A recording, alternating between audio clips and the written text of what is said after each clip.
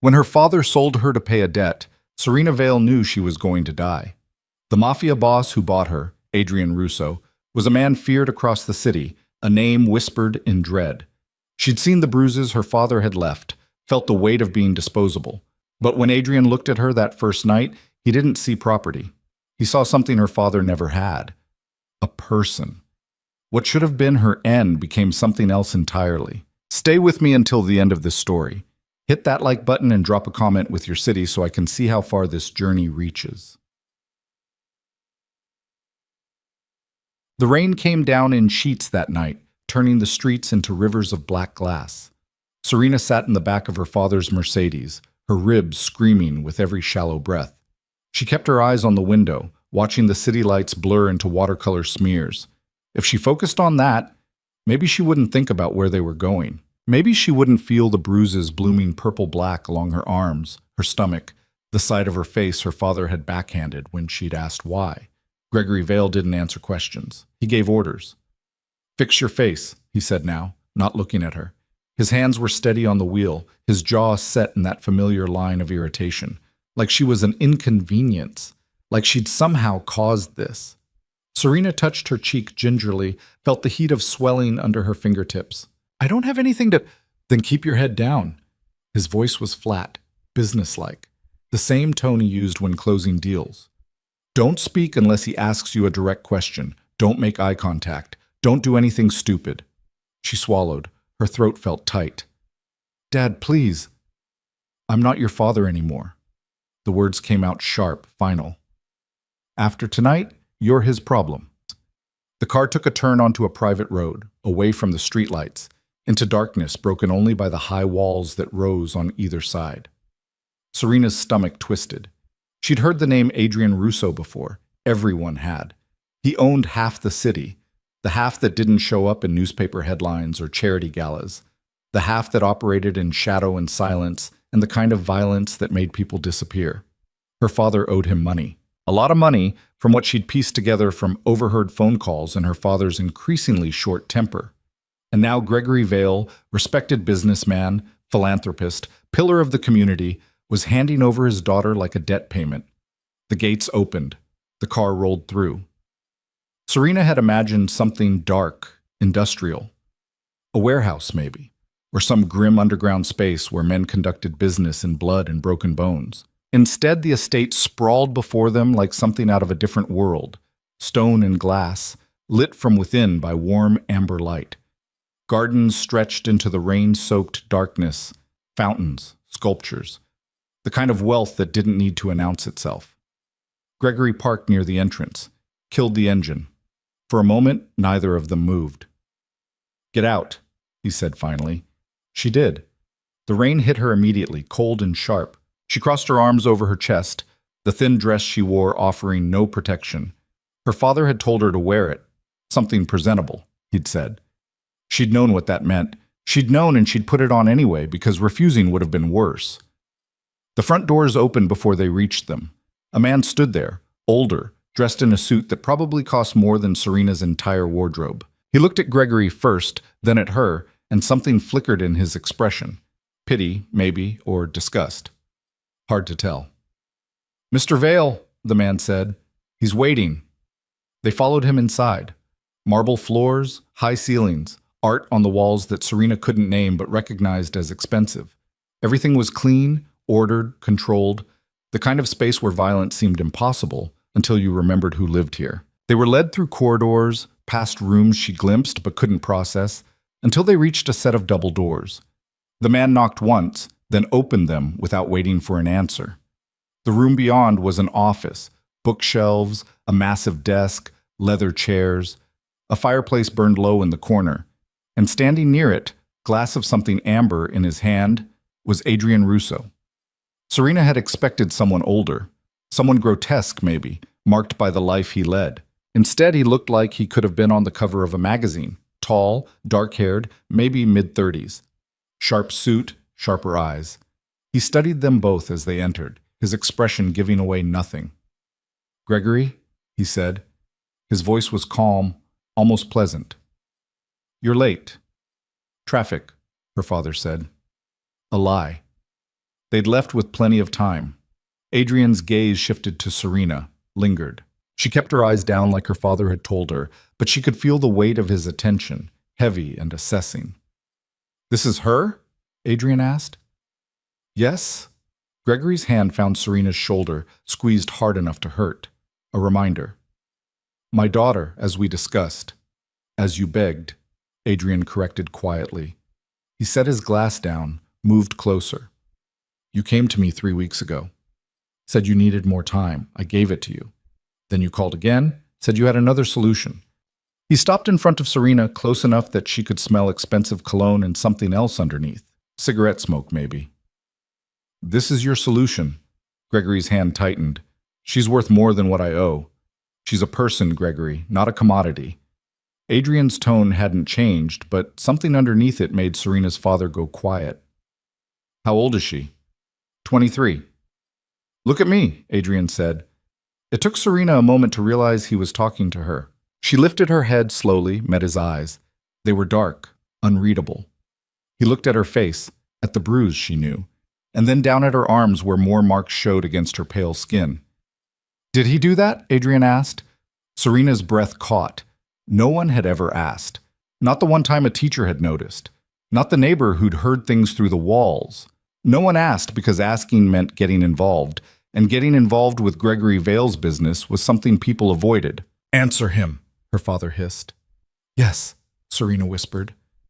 Adrian's expression didn't change, but something shifted in the room, a temperature drop, a tightening. "Leave," Adrian said. Gregory blinked. "What?" "I said leave. We'll discuss the rest later. Go." "Now, wait just a—" Adrian moved. It wasn't threatening exactly, but Gregory shut his mouth mid-sentence and took a step back. Serena felt her father's hand fall away from her shoulder, felt him retreat. "We had a deal," Gregory said, voice tight. "And now we have a different one," Adrian replied. "I'll be in touch. Go." For a second, Serena thought her father would argue, would drag her back out to the car, find some other solution to his debt. But he didn't. He turned and walked out, and the door closed behind him with a soft click that sounded like the end of something. Serena stood there, shaking, from cold, from fear, from the reality that her father had actually done it, had actually traded her away and walked out without looking back. "Sit," Adrian said, gesturing to one of the chairs. She sat, perched on the edge, ready to run even though there was nowhere to go. Adrian returned to his spot by the fire, picked up his glass, took a sip.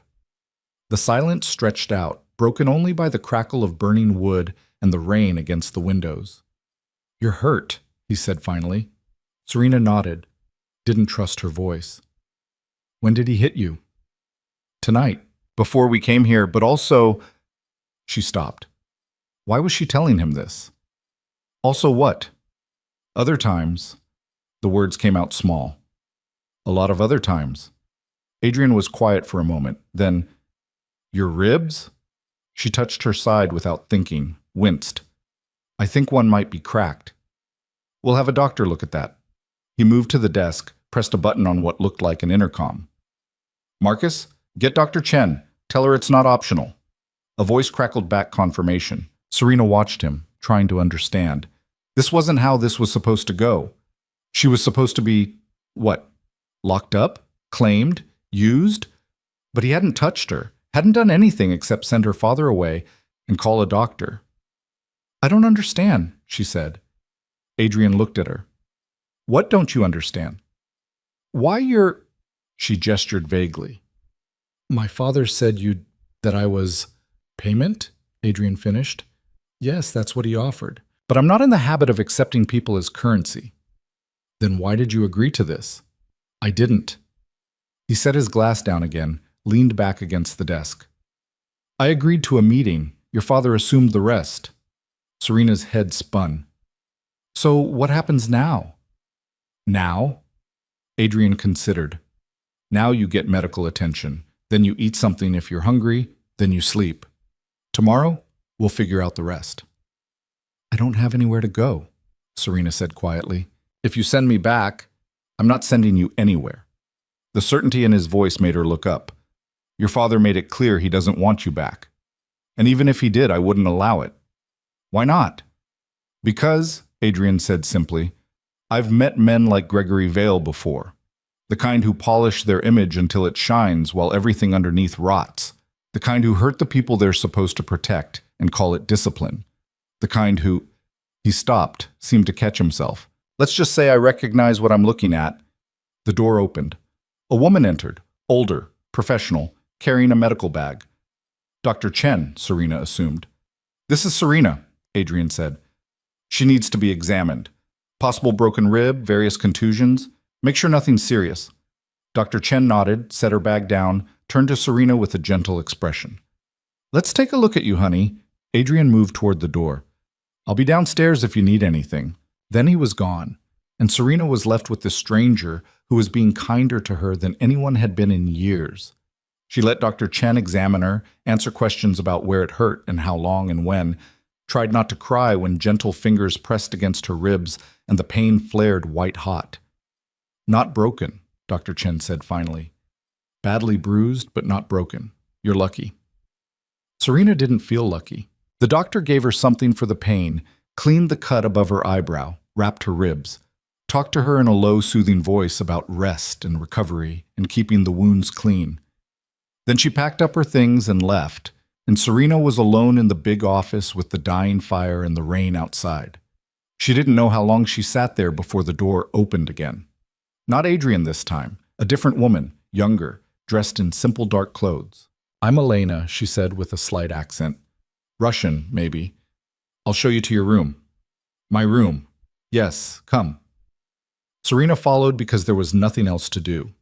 They went upstairs, down another corridor lined with closed doors, until Elena stopped at one and pushed it open. The room beyond was bigger than Serena's entire apartment had been. A massive bed with white linens, windows overlooking the grounds, a bathroom she could see through an open door, all marble and soft lighting. There are clothes in the closet, Elena said. Probably not your size, but better than what you're wearing.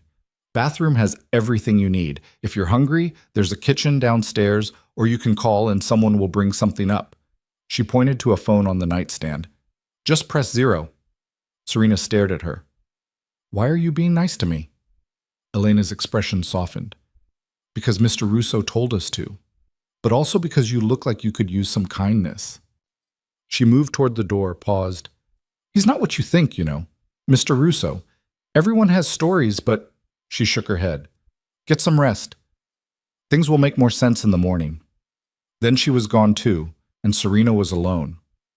She moved through the room slowly, touching things to make sure they were real. The bed was soft. The clothes in the closet were expensive.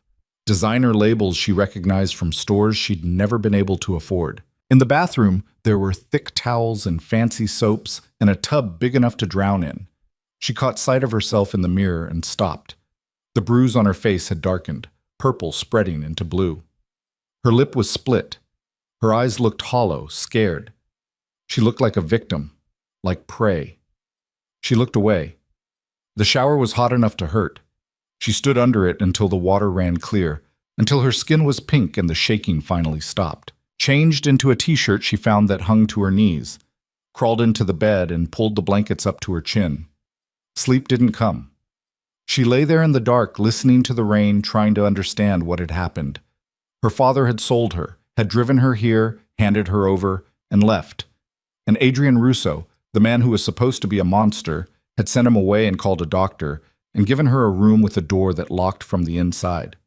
She knew because she'd checked. None of it made sense. Sometime near dawn, she finally slept. And when she woke, sunlight was streaming through the windows and someone was knocking softly on the door. Miss Vale? A voice, young, male. Mr. Russo asked me to let you know breakfast is ready, if you'd like some. Serena sat up, winced at the pull in her ribs. Okay, thank you. Footsteps retreated. She got up slowly, found clothes that almost fit, leggings and a sweater that was too big but warm, made her way downstairs following the smell of coffee and something cooking. The kitchen was huge, all stone counters and professional appliances. Adrian sat at an island in the center, reading something on a tablet, a cup of coffee at his elbow. He looked up when she entered. How do you feel? He asked. Sore. She hesitated in the doorway. But better. Sit. Elena made enough food to feed an army. Serena sat on the stool across from him. Elena appeared with a plate. Eggs, toast, fruit. Set it down with a smile and disappeared again. Eat, Adrian said. Then we'll talk. She ate. She was hungrier than she'd realized, and the food was good. Real. When she finished, Adrian pushed the coffee toward her. You take it black? I don't usually. Try it. Elena makes it better than anyone I know. She tried it. He was right. Adrian set the tablet aside, focused on her fully. I need to ask you some questions. They're going to be personal. If you're not ready, say so. Serena wrapped her hands around the coffee cup. Okay. How long has your father been hurting you? Since I was 14, after my mom died. And before that? Before that, he ignored me mostly. I was her problem. After she was gone, I was just in the way. Adrian's jaw tightened almost imperceptibly. Has he ever... He stopped. Has he hurt you in ways other than hitting? It took Serena a moment to understand what he was asking. No, just what you saw. Hitting, shoving.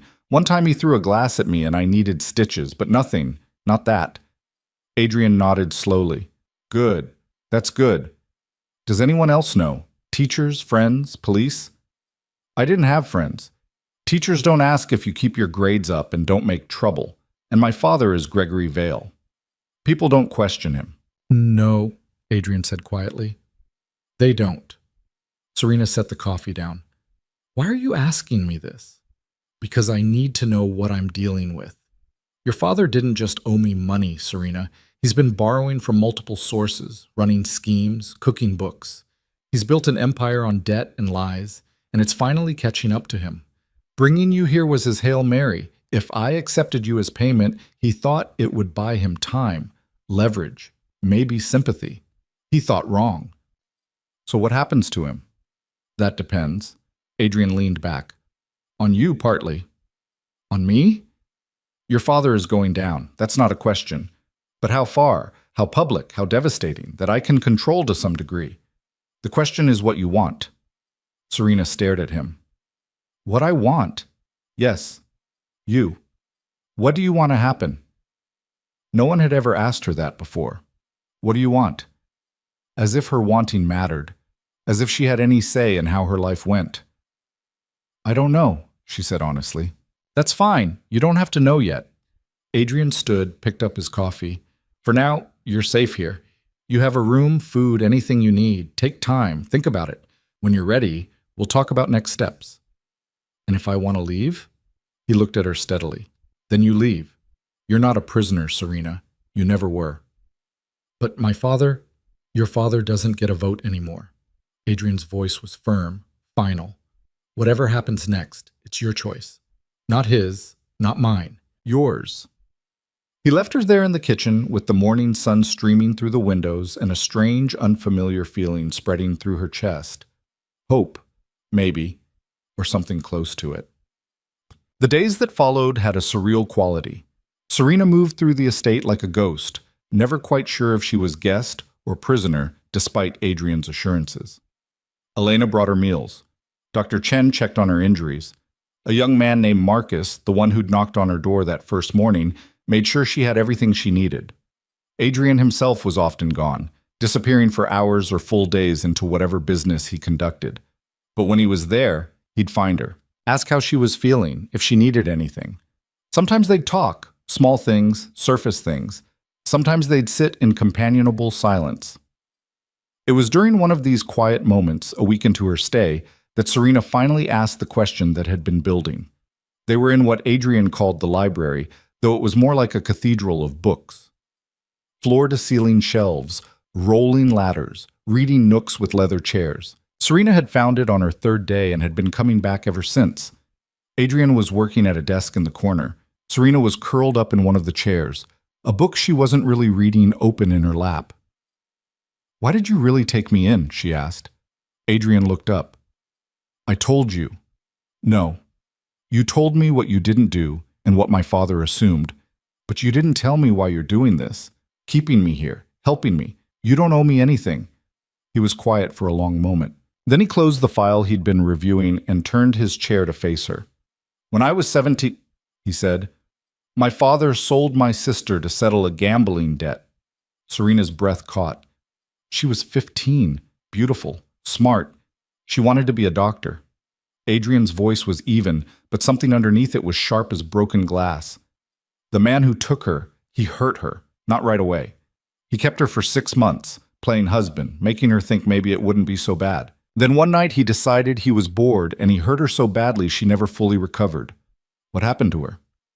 She came back to us broken. Died by her own hand 2 years later. Adrian's hands clenched briefly, then relaxed. My father never apologized, never acknowledged what he'd done. Died drunk in a ditch 5 years after that, still owing money to everyone who'd ever been stupid enough to trust him. And the man who hurt her? I killed him. Adrian said it simply, like stating a fact. Not right away. Took me years to get close enough, powerful enough. But I killed him. Slowly. Serena should have been scared, should have recoiled, but she wasn't. She just felt sad. For the sister he'd lost, for the boy he'd been. Is that why you help people? She asked. To make up for what happened to her? I don't help people, Adrian said. Let's be clear about that. I'm not a good man, Serena. I've done things, terrible things. I run an organization built on fear and violence. I've hurt people who deserved it, and people who didn't. I'm not a hero. Then what are you? He smiled, but it didn't reach his eyes. A hypocrite, maybe. Someone who can't stomach certain kinds of cruelty even while committing others. When I saw you that night, saw what your father had done, what he was trying to do, he shook his head. I couldn't let it happen. Call it penance or selfishness or whatever you want, but I couldn't. Serena closed the book, set it aside. What happens now? Now we make your father pay. Adrian stood, moved to the window that overlooked the grounds. He's been scrambling this past week, trying to cover his tracks, call in favors, find new money. But I've been busy too. I've got accountants going through his finances, lawyers looking at his contracts, people talking to people. The picture that's emerging, it's ugly, Serena, really ugly. Tell me, are you sure? Yes. So he did. He told her about the charities her father had embezzled from, the investors he'd defrauded, the properties he'd bought with dirty money and rented out to desperate people at criminal rates, the workers he'd exploited, the bribes, the blackmail, the carefully constructed image that hid a man who'd spent 20 years stealing from anyone who trusted him. And me? Serena asked when he was done. Where do I fit in all this? You were his insurance policy. Adrian turned from the window. Literally. He took out a life insurance policy on you 3 months ago, $2 million. If you died, Serena's stomach dropped. He was going to kill me. I think he was working up to it. The abuse was escalating. The desperation was growing. And then when I called in his debt, he saw an opportunity. Bring you here, hand you over to the big bad Mafia boss, hope that I'd do his dirty work for him. But you didn't. No. Adrian's expression was hard. I didn't. And now he's stuck. He can't collect on the policy because you're alive. He can't come after you because I won't allow it. And he can't run because I have eyes everywhere. He's trapped. Good, Serena said. She was surprised by the venom in her own voice. I hope he suffers. He will. Adrian moved closer. But I need to know how far you want this to go. I can ruin him quietly, destroy his finances, make him disappear into debt and obscurity. Or I can make it public, loud, humiliating. I can make sure everyone who ever respected him knows exactly what he is. Serena thought about all the years of pain. The bruises hidden under long sleeves, the times she'd flinched at sudden movements, the way he'd looked at her that last night, not like a daughter, but like a problem to be disposed of. I want everyone to know, she said. I want them all to see what he really is. Adrian smiled. This time it was real. Then that's what we'll do. What? The plan took shape over the next 2 weeks. Adrian brought in people, investigators, journalists, lawyers. They built a case not just against Gregory Vale, the criminal, but Gregory Vale, the monster. Every piece of evidence was documented, verified, prepared for maximum impact. During this time, something shifted between Serena and Adrian. The distance that had existed, the polite formality of host and guest, began to erode. They talked more about their pasts, their lives, the things that had shaped them. He told her about building his empire from nothing, about the choices he'd made and the things he regretted. She told him about her mother, about the before times when life had been different, about the dreams she'd had before her father had beaten them out of her. He taught her things too: how to read people, how to spot lies, how to stand in a room full of powerful men and make them listen, how to be afraid and do it anyway. "You're stronger than you think," he told her one afternoon. They were in a training room. Apparently, Adrian had a whole setup for boxing and martial arts. He'd suggested she learn some self-defense, and she'd agreed. "Your father spent years trying to break you, and you're still standing. That's not weakness." Serena blocked a punch, countered like he'd shown her. "I don't feel strong." "Strength isn't about never being hurt. It's about getting up after." He stepped back, lowered his hands. Again, faster this time. She went again and again, until she was sweating and her muscles burned and something inside her felt just a little bit lighter. That night she found him in his office. He was at his desk, surrounded by papers, a glass of whiskey at his elbow. "How much longer?" she asked from the doorway. He looked up. "Until what?" "Until we're ready to go after him." "Soon, maybe a week. There's a gala coming up. Your father's being honored for his charitable work." Adrian's smile was sharp. Seemed like the perfect venue.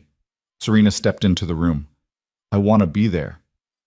"Serena, no. I need to be there. I need to see his face when it all falls apart."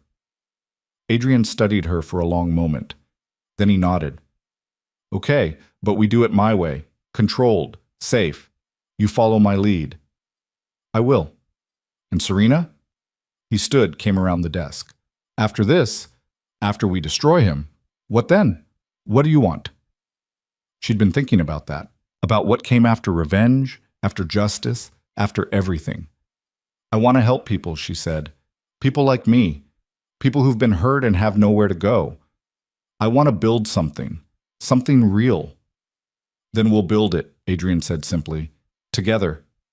It wasn't a promise of forever. Wasn't a declaration of love or anything like that. But it was a partnership. A recognition that they'd both been broken in different ways, and maybe, together, they could make something whole. Serena slept better that night than she had in years. The gala was everything Serena expected: crystal chandeliers, designer gowns, men in tuxedos drinking expensive champagne and pretending to care about charity. The city's elite gathered to celebrate one of their own. Gregory Vale stood near the center of it all, holding court, smiling his perfect smile. He looked good, confident, like a man who'd weathered a rough patch and come out clean on the other side. He hadn't seen her yet. Serena stood at the entrance to the ballroom, Adrian at her side. She wore a dress he'd had made for her, dark blue, elegant, expensive. Her hair was up. The bruises had faded enough that makeup could hide them. She looked like she belonged here. "Ready?" Adrian asked quietly. Serena nodded. "Let's do this." They entered together. Heads turned. People noticed Adrian first. He was impossible not to notice, commanding and dangerous even in formal wear. But then they saw her, saw them together, and the whispers started. Gregory noticed. She saw the moment he spotted her across the room, saw his face go pale, then red, saw his hand tighten on his champagne glass, hard enough she thought it might shatter. He started toward them, but Adrian's hand found the small of Serena's back, a gentle touch, grounding. "Not yet," he murmured. "Let him sweat." They circulated. Adrian introduced her to people, business owners, politicians, socialites. Serena smiled and nodded and said very little, but she was there, visible, alive, undeniably present in a place her father had never thought she'd be. The speeches started. A representative from one of Gregory's charities talked about his generosity. A city councilman praised his civic contributions. And then Gregory himself took the stage. All practiced humility and rehearsed gratitude. Serena watched him. Watched this man who had hurt her for years accept praise he didn't deserve, and something cold and hard settled in her chest. Adrian's hand found hers, squeezed once, the lights dimmed, a screen lowered behind Gregory. His speech faltered. He turned, confused, as images began to flash across the screen. Financial records, bank statements, property deeds. All of it damning, all of it real. Then came the photos. Serena as a child, hospital records from the one time the school had forced her father to take her in. More recent bruises, documented by Dr. Chen, the life insurance policy with its cold calculation of her worth. The room went silent, deadly silent. Gregory's face was white now. He looked out into the crowd, searching for what? An escape? Support? But no one moved, no one spoke. They all just stared at the screen, at the evidence of what he really was. "Gregory Vale," a voice said. The doors opened. Police filed in, led by a detective Serena recognized from the news. "You're under arrest for fraud, embezzlement, assault, and attempted murder." Everything happened fast after that. Gregory tried to run, but there was nowhere to go. They cuffed him while the crowd watched. Someone was crying. Someone else was already on the phone, probably calling their lawyer to make sure they had distance from the scandal.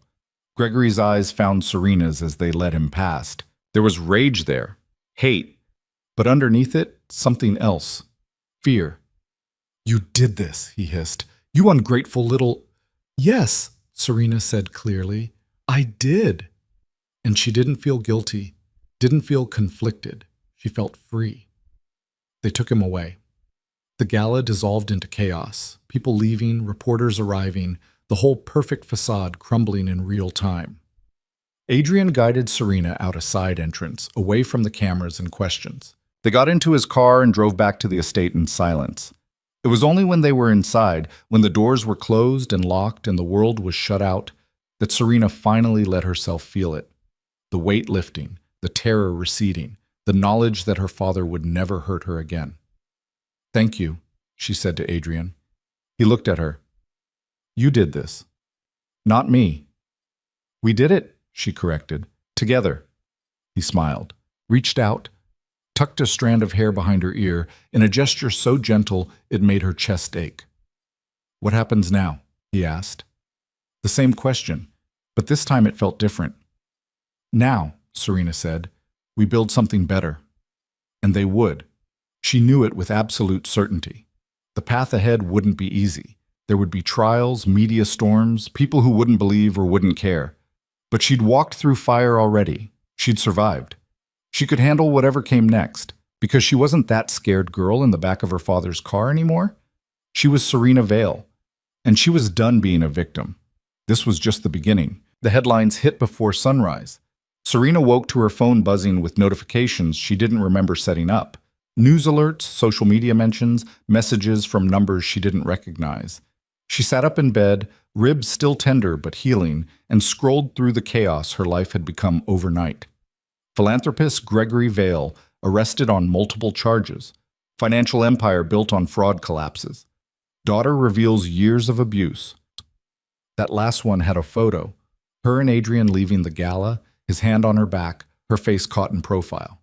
She looked older than 23, looked tired, but she also looked alive. A knock at the door made her look up. "Come in." Elena entered with a tray, coffee, toast, fruit. "Mr. Russo thought you might want breakfast in your room this morning. The front gate has reporters." "How many?" 15 at last count." Elena set the tray down, poured the coffee. "Marcus is keeping them back, but they're persistent.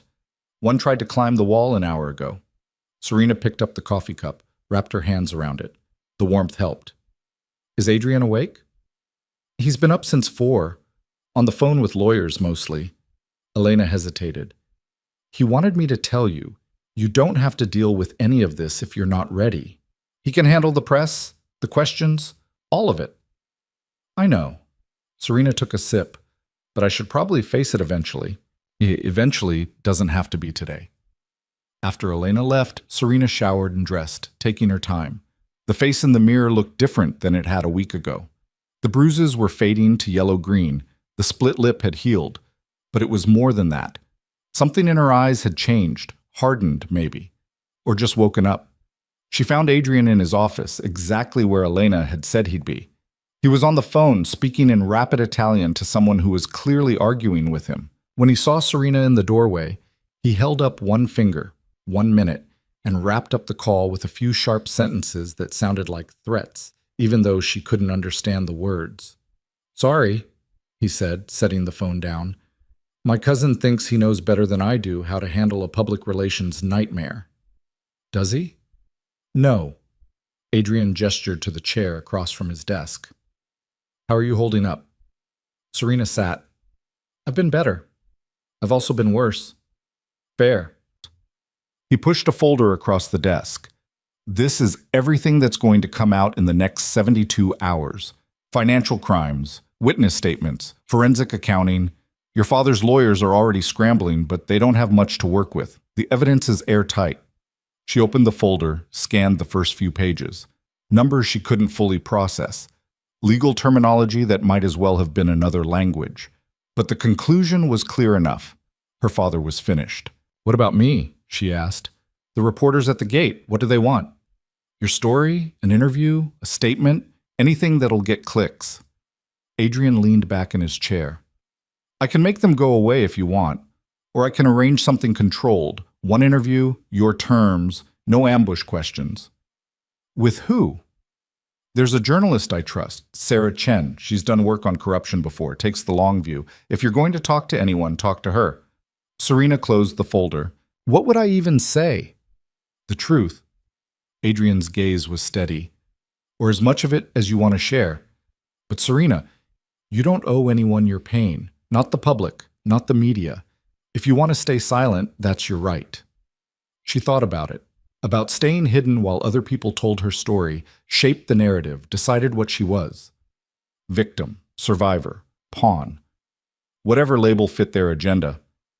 "Set it up," she said. "The interview. I'll do it." Adrian nodded slowly. "Okay. But we do it here in the estate. Controlled environment, and I'll be there if you want me there." "I do." The phone rang.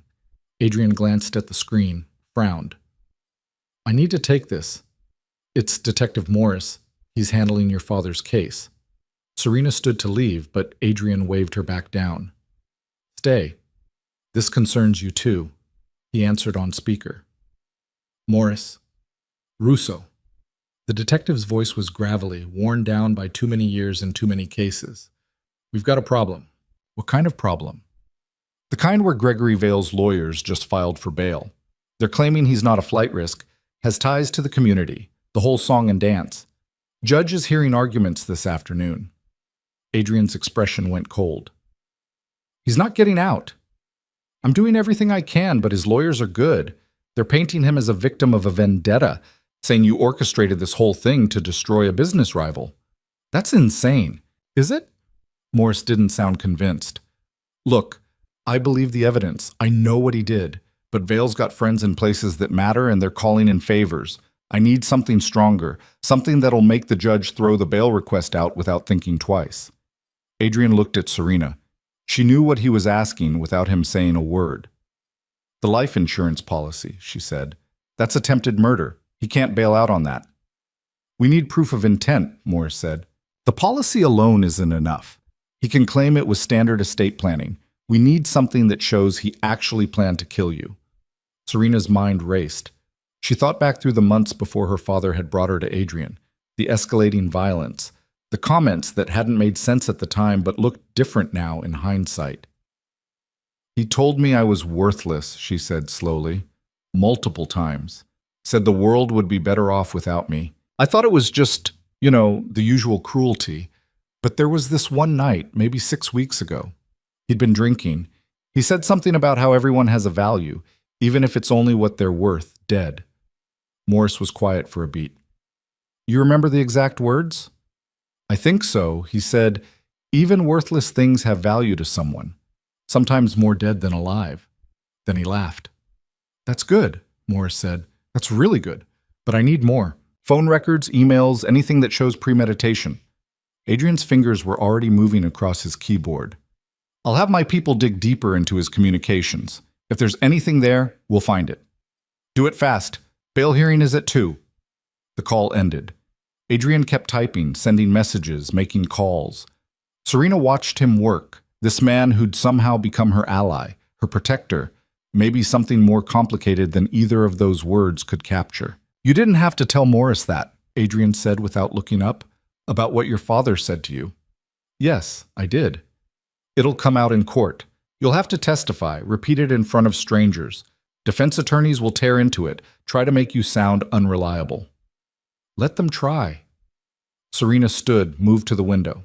Outside, she could see the reporters still clustered at the gate, cameras ready, waiting for something worth filming. I'm done being afraid of him. By noon, Adrian's people had found what they needed. Emails between Gregory and his financial advisor discussing the insurance policy in detail. Text messages to a contact saved only as Jay about handling the problem and making it look natural. Phone records showing calls to a known enforcer 2 days before Gregory had brought Serena to Adrian's estate. Morris called back at 1:30. We've got him. Judge denied bail. Vale's staying locked up until trial. Serena felt something release in her chest, a tension she hadn't realized she'd been carrying. There's more, Morris continued. We arrested the enforcer, guy named Jimmy Rourke. Small-time muscle, big-time stupid. He's already trying to cut a deal. Says Gregory hired him to, quote, take care of a family problem, unquote. Paid half up front, promised the rest after the job was done. Adrian's hand tightened on the phone. What was the job? Make it look like an accident. Break-in gone wrong, maybe, or a car crash. Something that wouldn't point back to Vale. Morris exhaled heavily. If you hadn't taken her in that night, we'd probably be investigating a homicide right now. After the call ended, Serena excused herself. She made it to her room before the shaking started, before the reality of how close she'd come crashed over her. She'd known, intellectually, that her father had planned to kill her. But hearing it confirmed, hearing the casual way he'd arranged her murder, like it was just another business transaction, that made it real in a way that hollowed her out. She sat on the edge of the bed, trying to breathe through it, trying not to fall apart. Another knock. Serena? Adrian's voice. Can I come in? Yeah. He entered, closed the door behind him, took in her state with one glance and sat beside her, close but not touching. I'm okay, she said.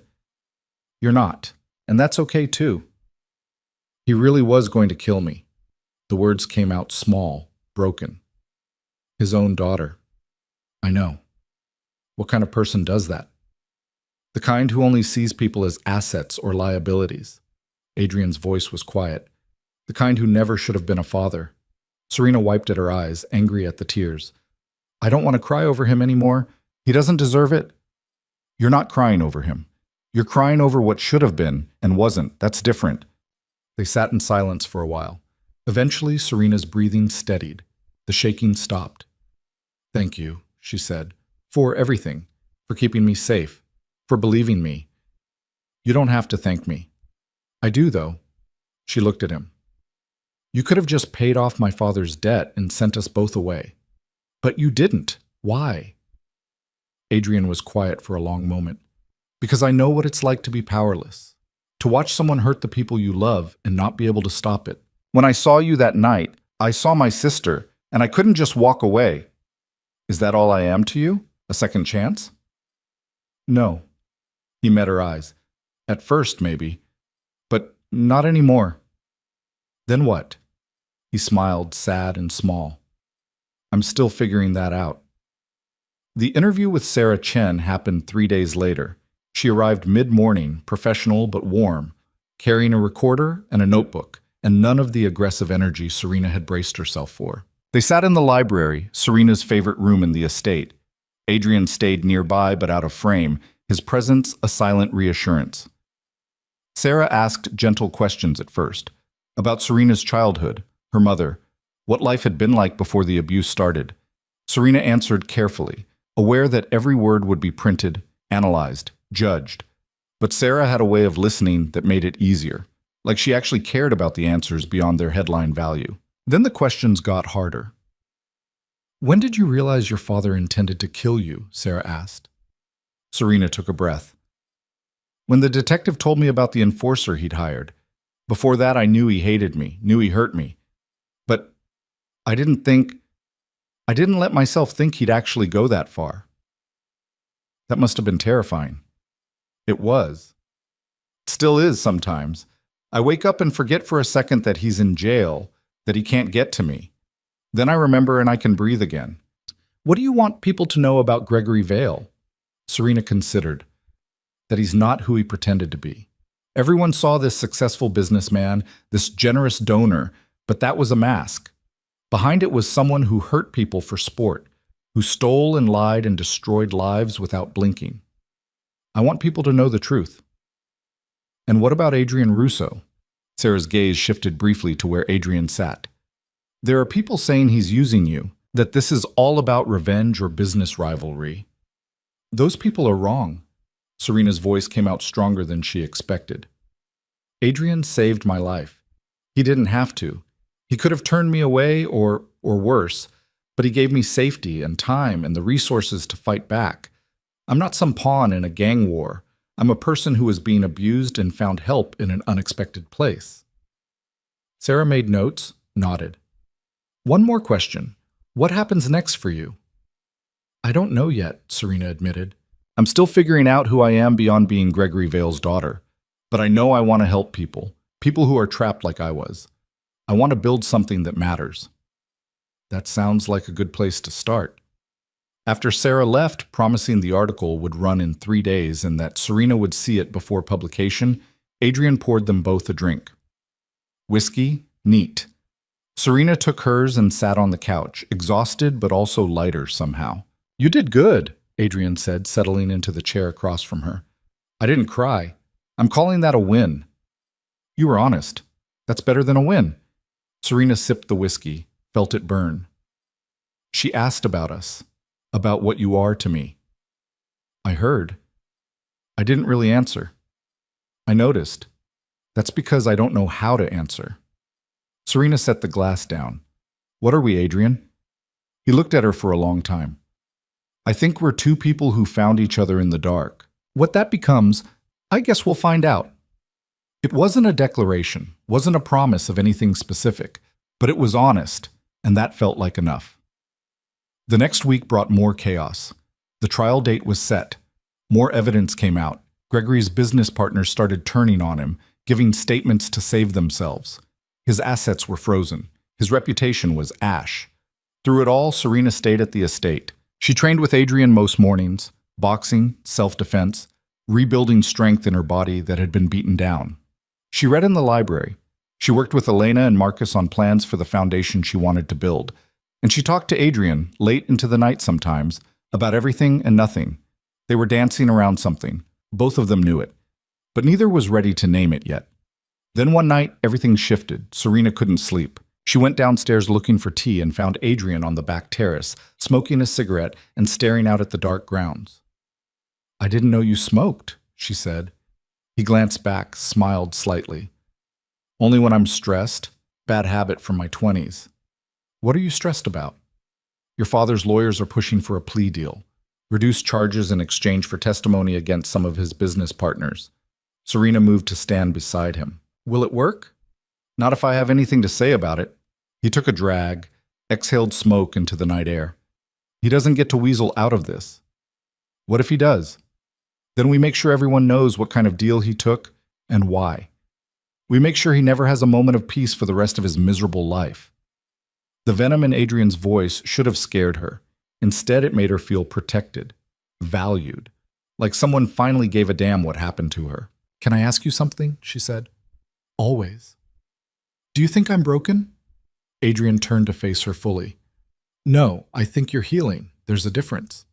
I don't feel like I'm healing. I feel angry all the time. At him, at myself for not fighting back sooner, at the world for letting it happen. Anger's part of healing. He stubbed out the cigarette. You think I wasn't angry after my sister died? I was furious for years. That anger kept me going when I wanted to give up.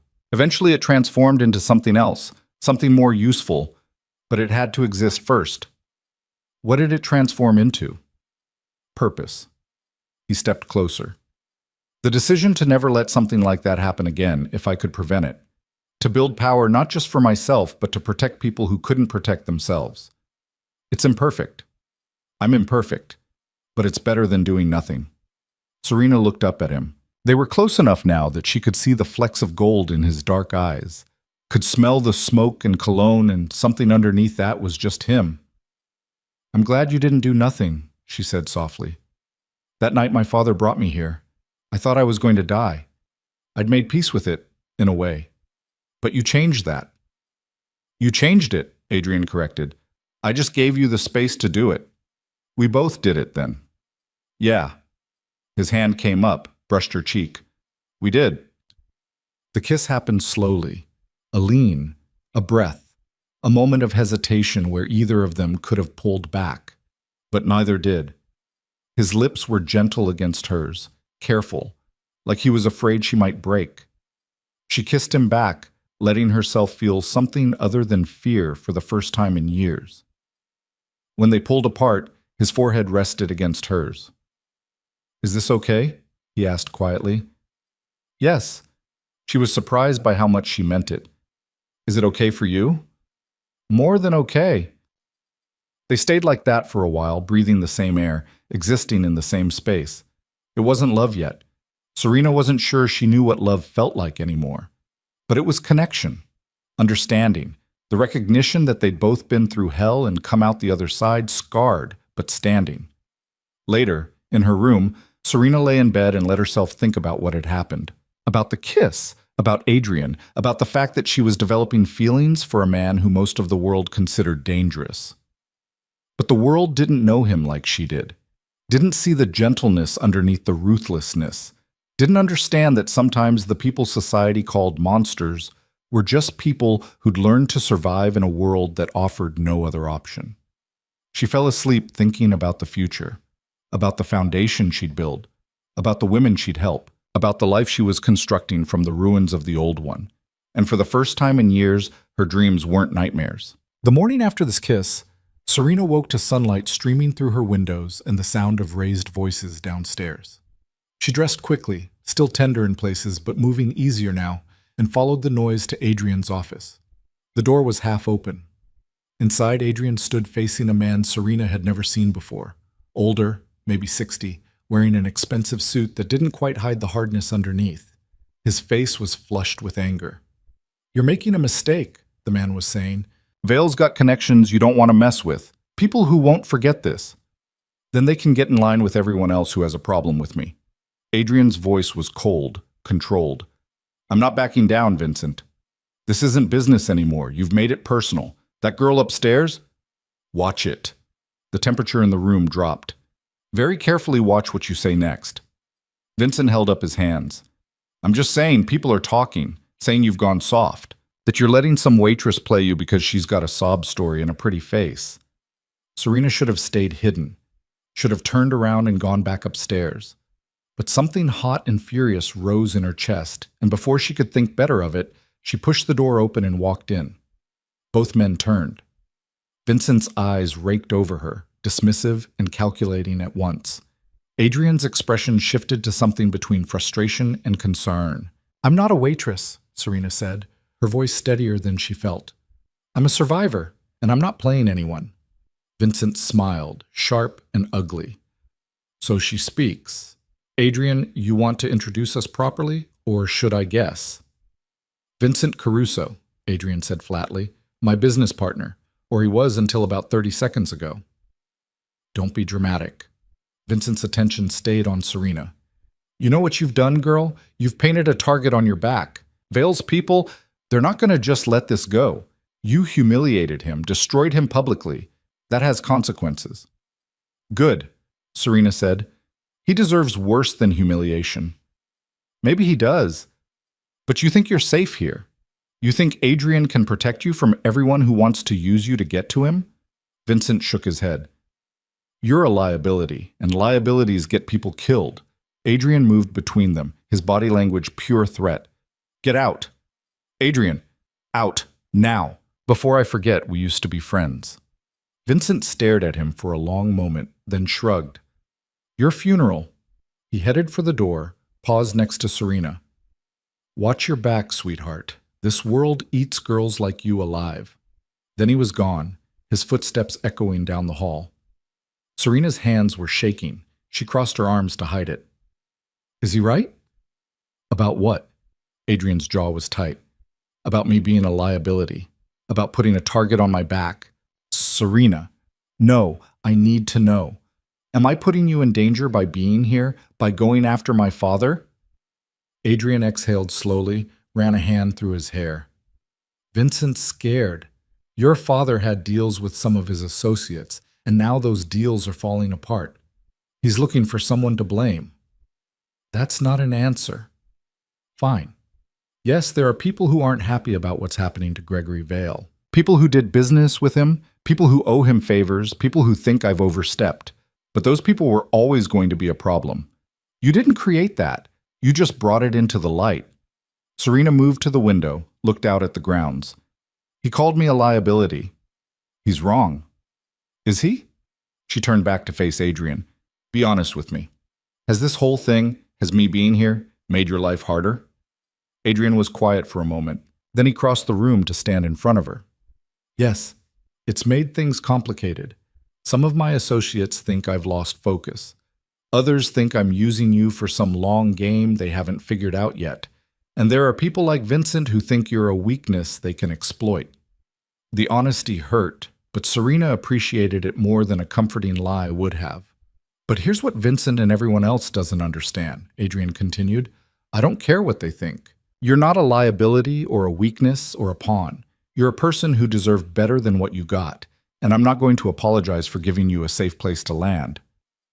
Even if it costs you? Even then. His hand found hers. Last night wasn't a mistake, Serena. I need you to know that. It wasn't a mistake for me either. She squeezed his hand. But I also need to know what I'm walking into. If there are people out there who want to hurt me to get to you, then they'll have to go through me first. Adrian's eyes were hard. And I promise you, they won't make it. A knock interrupted them. Marcus appeared in the doorway, his expression serious. Sorry to interrupt, but Detective Morris is here, says it's urgent. Morris looked exhausted when they met him in the sitting room. He declined coffee, got straight to business. We've got a problem, he said. Gregory Vale was attacked in jail last night. Serena's stomach dropped. Is he? He's alive. Stabbed twice, but nothing vital hit. He's in the prison hospital. Morris pulled out a notebook. The attacker was another inmate, guy named Frank Salerno, low-level enforcer, in for assault. Let me guess, Adrian said. Salerno has connections to people Vale screwed over. That's the working theory, but here's where it gets interesting. Salerno's claiming he was paid to do it. Says someone on the outside hired him through a middleman, promised to take care of his family if he took Vale out. Did he succeed? Serena asked. No, guards got there in time. Morris looked at her. But whoever ordered this is going to try again. Your father's being moved to protective custody, but that only goes so far. If someone wants him dead badly enough, they'll find a way. Serena should have felt something, fear for her father maybe, or satisfaction that someone else wanted him to suffer. Instead, she just felt numb. Why are you telling us this? Because the DA thinks it might be connected to you, or to Adrian. Morse's gaze shifted between them. They're wondering if maybe you wanted Vale dead before he could testify, before he could make a deal. That's insane, Serena said. Is it? Morris didn't sound accusatory, just tired. Look, I don't think you did it. I don't think Adrian did it either. He's smarter than hiring some prison thug for a hit job. But the optics are bad.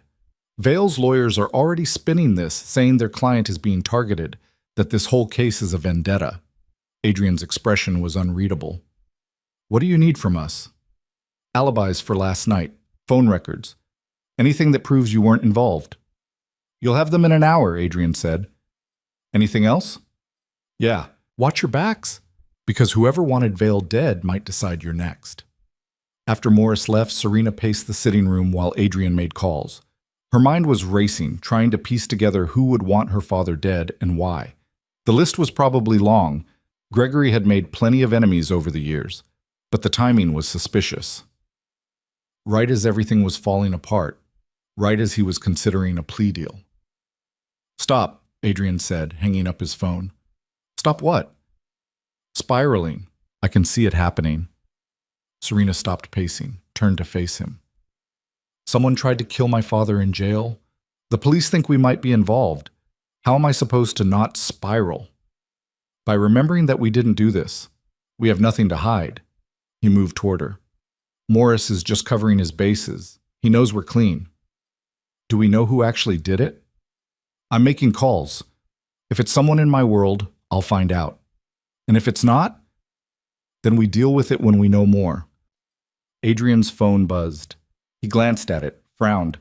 I need to handle this. Will you be okay for a bit? I'll be fine. But after he left, Serena didn't feel fine.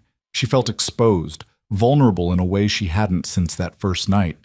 Someone out there wanted her father dead. Someone dangerous enough to reach inside a jail and almost succeed. And if they decided she was a problem too, she went to the library trying to lose herself in a book, but the words wouldn't stick. Her mind kept returning to Vincent's warning. This world eats girls like you alive. Elena found her there an hour later. You okay? Everyone keeps asking me that. That's because you look like you're about to shatter. Elena sat across from her. What happened? Serena told her about the attack, about Morris's visit, about the implications. Elena listened without interrupting, her expression thoughtful. You're scared someone's going to come after you, Elena said when Serena finished. Shouldn't I be? Probably. But being scared and being stupid are different things. You're under Adrian's protection. That means something in this city. Vincent didn't seem to think so. Elena snorted. Vincent's a coward who's mad that Adrian has a conscience. Don't listen to him. Adrian said he used to be a friend. Used to be, past tense. People change, or you find out they were never who you thought they were. Elena leaned forward. Look, I've worked for Adrian for 8 years. I've seen him do things that would give you nightmares, but I've also seen him protect people who had no one else. He's not a saint, but he's not a monster either. And he cares about you. Anyone with eyes can see that. That's what scares me, Serena admitted. What if caring about me gets him hurt? Then that's his choice to make, not yours. Elena stood. Come on, sitting here thinking in circles isn't helping anyone. Let's go do something useful. Serena followed her to the kitchen, where Elena put her to work chopping vegetables for dinner. It was oddly calming, the repetitive motion, the simple task. They worked in comfortable silence for a while before Elena spoke again. Can I ask you something personal? Sure. What do you want? Not what Adrian wants, not what the police want, not what justice demands. What do you actually want? Serena considered while she diced an onion. I want to feel safe. I want to stop looking over my shoulder. I want my father to pay for what he did, but I also want... She paused. I want to move forward, to build something, not just survive, but actually live. That's good. That's a start. Elena scraped carrots into a pot. And Adrian? Where does he fit in all that? I don't know yet. Serena set down the knife. A month ago, I didn't think I'd be alive. Now I'm here, and I have options, and I'm feeling things I didn't think I'd ever feel again. It's terrifying. Feelings usually are. What if this is just trauma bonding, or whatever they call it? What if I only think I care about him because he saved me? Elena smiled. What if it's not? What if it's real and messy and complicated, but still worth it? Before Serena could answer, Marcus appeared in the doorway. Adrian needs you both. Now. They found Adrian in his office with 3 men Serena didn't recognize. The atmosphere was tense, dangerous. Adrian's expression was carved from stone. Serena, Elena, wait outside, he said. No. Serena surprised herself. If this is about me, I want to know. Adrian looked like he wanted to argue, but one of the other men spoke first. Let her stay. She should hear this. The man was younger than the others, maybe early 30s, with scars on his knuckles and eyes that had seen too much. He looked at Serena with something like respect. I'm Tony, he said. I run security for the East Side. Someone put a contract out on your father 2 days ago. $500,000 for a clean kill, double if it looks like an accident. Serena's blood went cold. Who?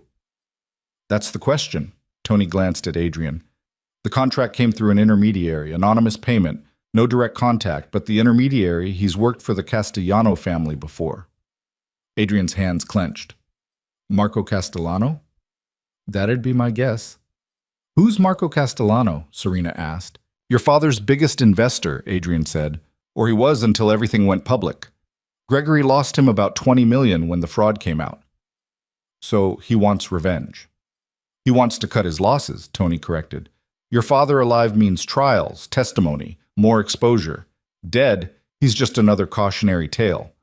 The money's gone either way, but at least Marco doesn't have to worry about getting dragged into it. One of the other men, older with graying hair, spoke up. There's more. Castellano's been asking questions about the girl. Where she's staying, who's protecting her, what her schedule looks like. Everything in the room went still. He's going to come after me, Serena said. It wasn't a question. He might, Adrian said carefully, or he might just be gathering information. Either way, we're not taking chances. What does that mean? It means you don't leave the estate without security. It means we increase patrols, upgrade systems, make sure everyone knows you're under protection. Adrian's voice was hard. And it means I'm going to have a conversation with Marco Castellano about boundaries. No, the word came out sharp. You can't go after him because of me. I'm not going after him. I'm going to talk to him. Adrian, this is what I do, Serena. This is the world I live in. Sometimes conversations prevent problems. Sometimes they don't. But I need to try. Did Tony and the other men left after delivering a few more details? When the door closed behind them, Serena turned to Adrian. You can't risk yourself for me. I'm not risking anything.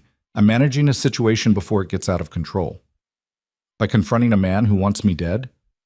By reminding him that you're protected, that going after you means going through me. Adrian moved closer. Serena, I need you to understand something. The people in my world respect power and consequences. If I let Marco make threats without responding, it shows weakness, and weakness gets people killed. I don't want anyone killed. Neither do I. That's why I'm going to talk to him first. He touched her face gently. Trust me. Please. She wanted to argue more, wanted to find some way to fix this that didn't involve Adrian walking into danger. But she also understood, maybe for the first time, what his world actually looked like. It wasn't just wealth and power. It was constant negotiation, constant threat assessment, constant balancing of violence and diplomacy. When? She asked. Tonight. Marcus is setting it up now. I'm coming with you. Absolutely not. Adrian, no. His voice left no room for argument. This is one thing I won't compromise on. You stay here where it's safe. I go, I talk, I come back. End of discussion. Serena wanted to fight him on it, but she could see it wouldn't work. Fine, but if something happens to you, it won't. He left at 8, taking Marcus and 2 other men whose names Serena didn't know. She watched from the window as the cars pulled away, her stomach in knots. Elena appeared beside her with tea. He'll be fine. He's done this 100 times. That doesn't make it less terrifying. No, but it's who he is. Elena handed her the cup. You need to decide if you can live with that, because this, the danger, the uncertainty, the world he operates in, it doesn't go away. It's always going to be part of the package. Serena sipped the tea, tasted chamomile and honey. Did you ever have to make that choice?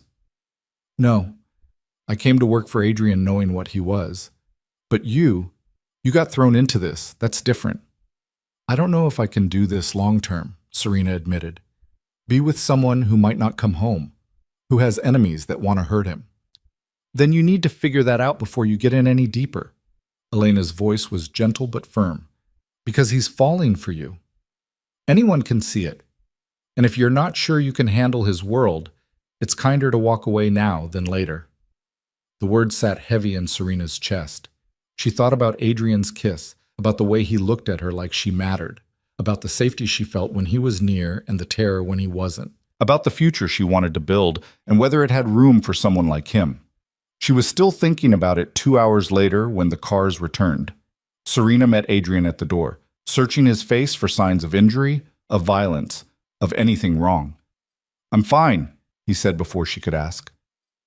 What happened? Let me pour a drink first.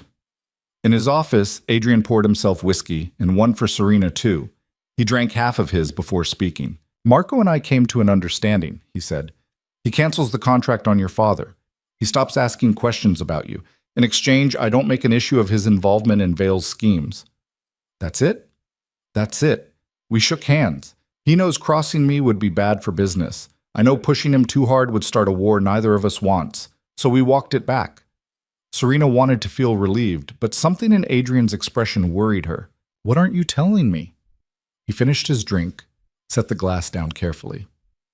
Marco had a message for you. Said to tell you that your father's death would have been a kindness.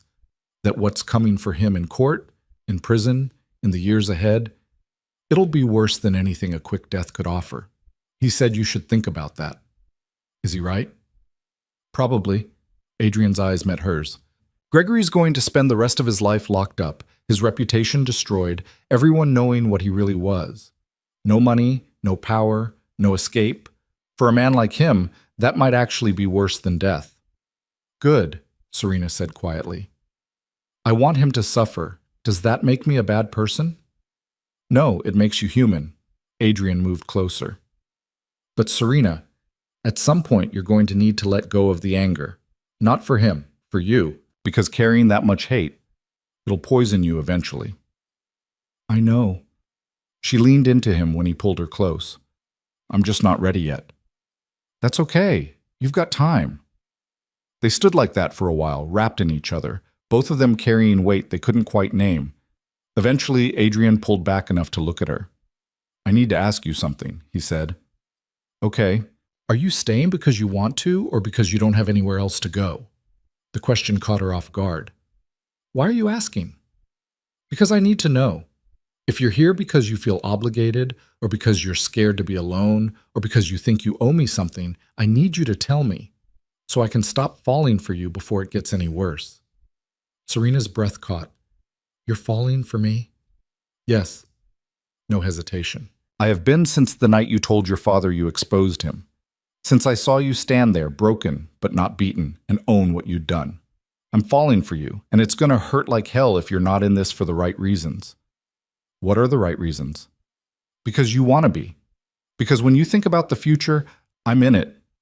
Because this, he gestured between them, is something you want to fight for. Serena thought about Elena's question earlier. What do you want? Not what anyone else wanted, not what made sense, not what was safe or logical or expected. What did she actually want? I'm scared, she said finally. I'm scared of your world, of the danger, of the fact that I might lose you.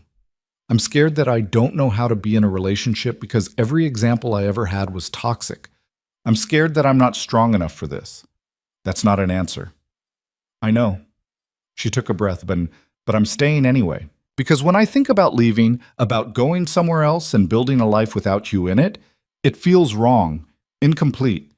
You saved my life, Adrian, but it's more than gratitude. I don't know what to call it yet, but it's real. His forehead touched hers. That's good enough for now. Is it? Yeah. We'll figure out the rest as we go. They kissed, slower this time, deeper. When they finally pulled apart, Serena felt something shift.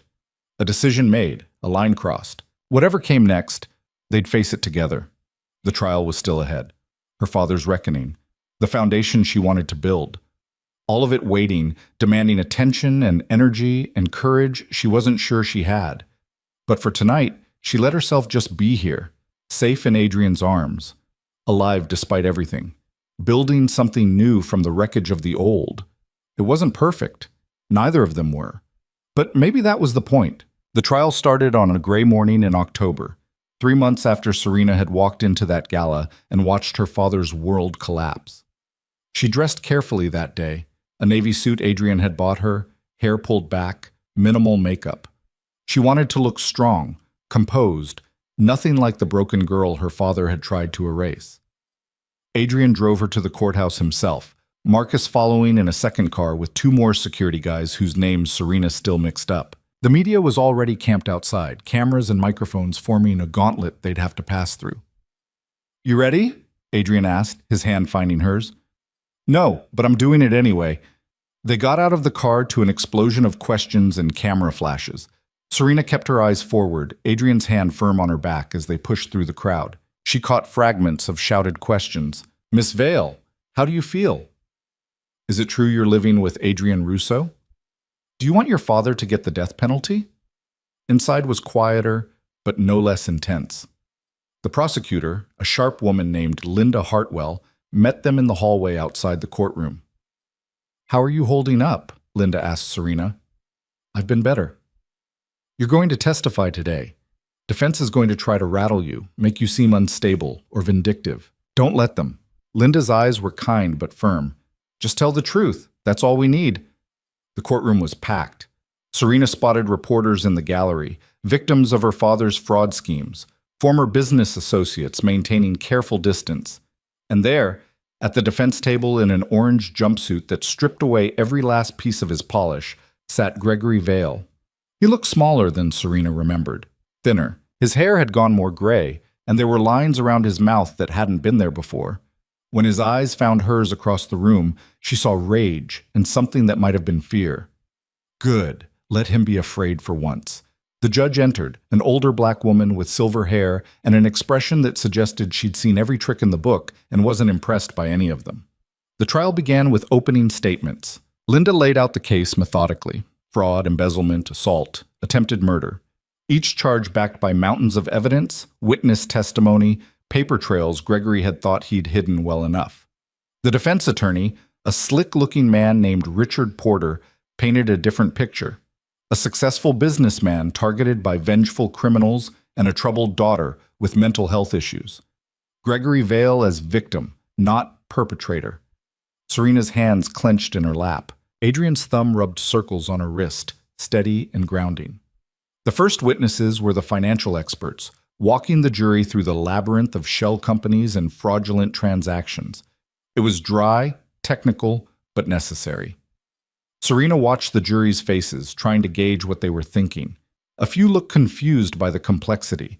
Others looked angry. Then came the victims.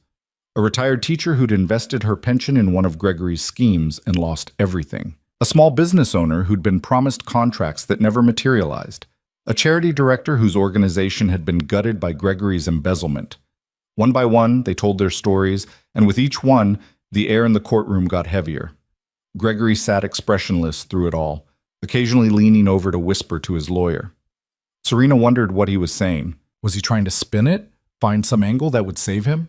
Or was he finally realizing there was no way out? The trial recessed for lunch. Adrian took Serena to a small room the prosecution had set aside for them, away from the cameras and crowds. "You okay?" he asked, handing her a bottle of water. "I don't know." Watching all those people, hearing what he did to them, Serena twisted the cap off the bottle. "I knew he was bad, but hearing it all laid out like that, it's different. He hurt a lot of people, including me." She took a sip of water. "Linda said I'm testifying this afternoon. I thought it would be tomorrow."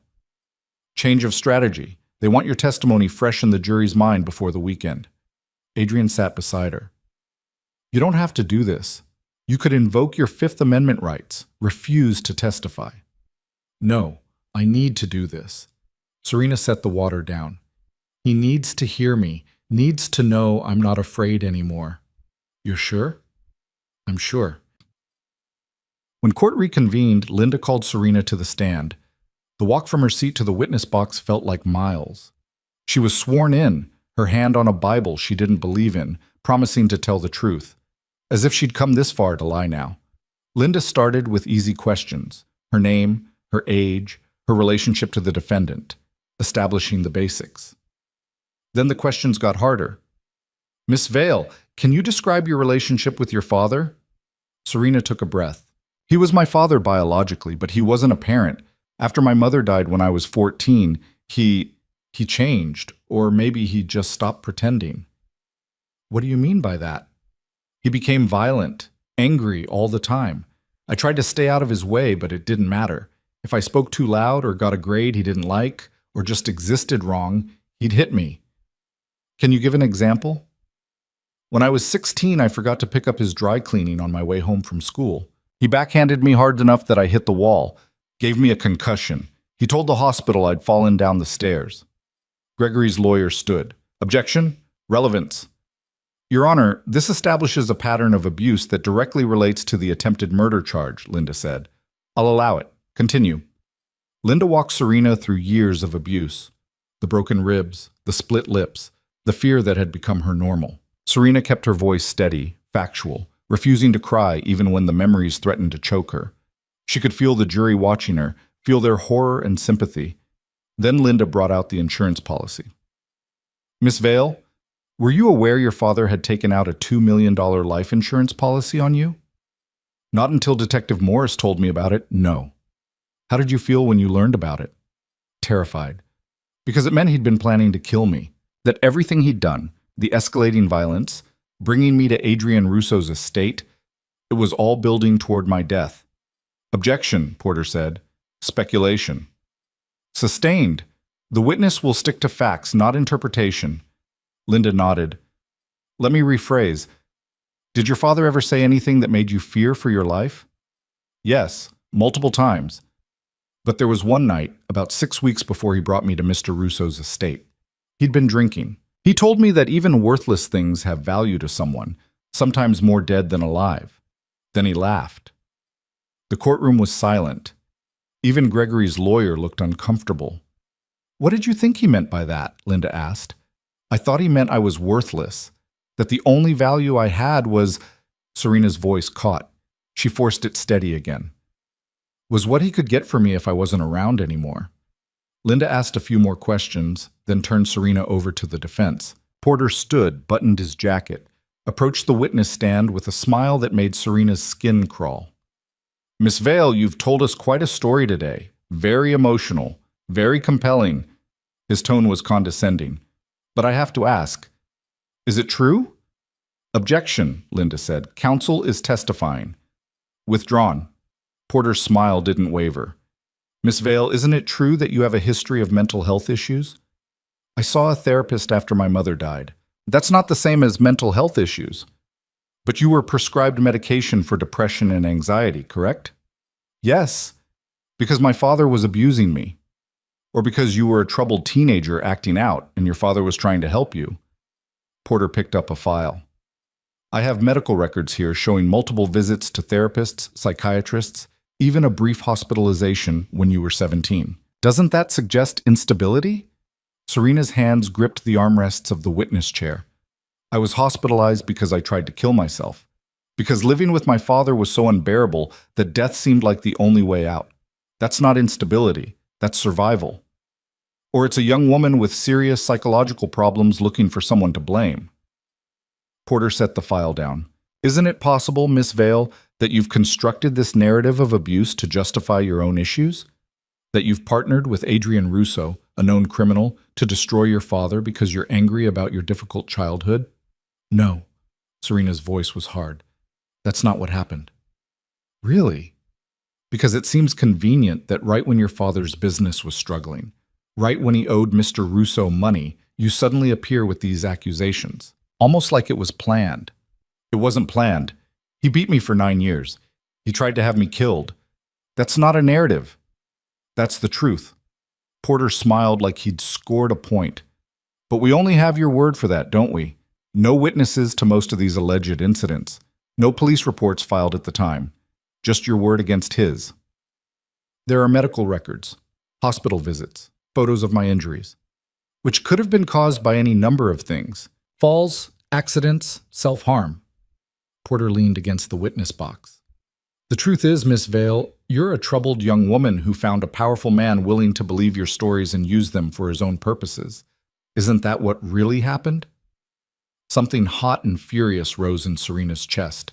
She looked past Porter to where her father sat, watching with those cold eyes that had haunted her nightmares for years. Then she looked at the jury, at their faces, at the doubt Porter was trying to plant. You want to know what really happened? Serena's voice came out low, controlled. What really happened is my father spent 9 years making me feel worthless, beating me, breaking me down, making sure I knew I didn't matter. And when that wasn't enough, when I was still alive and still in his way, he tried to have me murdered so he could cash in on a life insurance policy.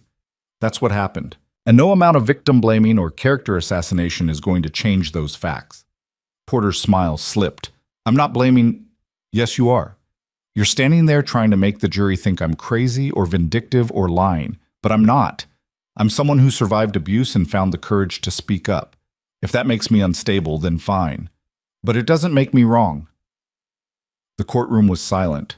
Porter recovered quickly, asked a few more questions that Serena answered calmly, factually.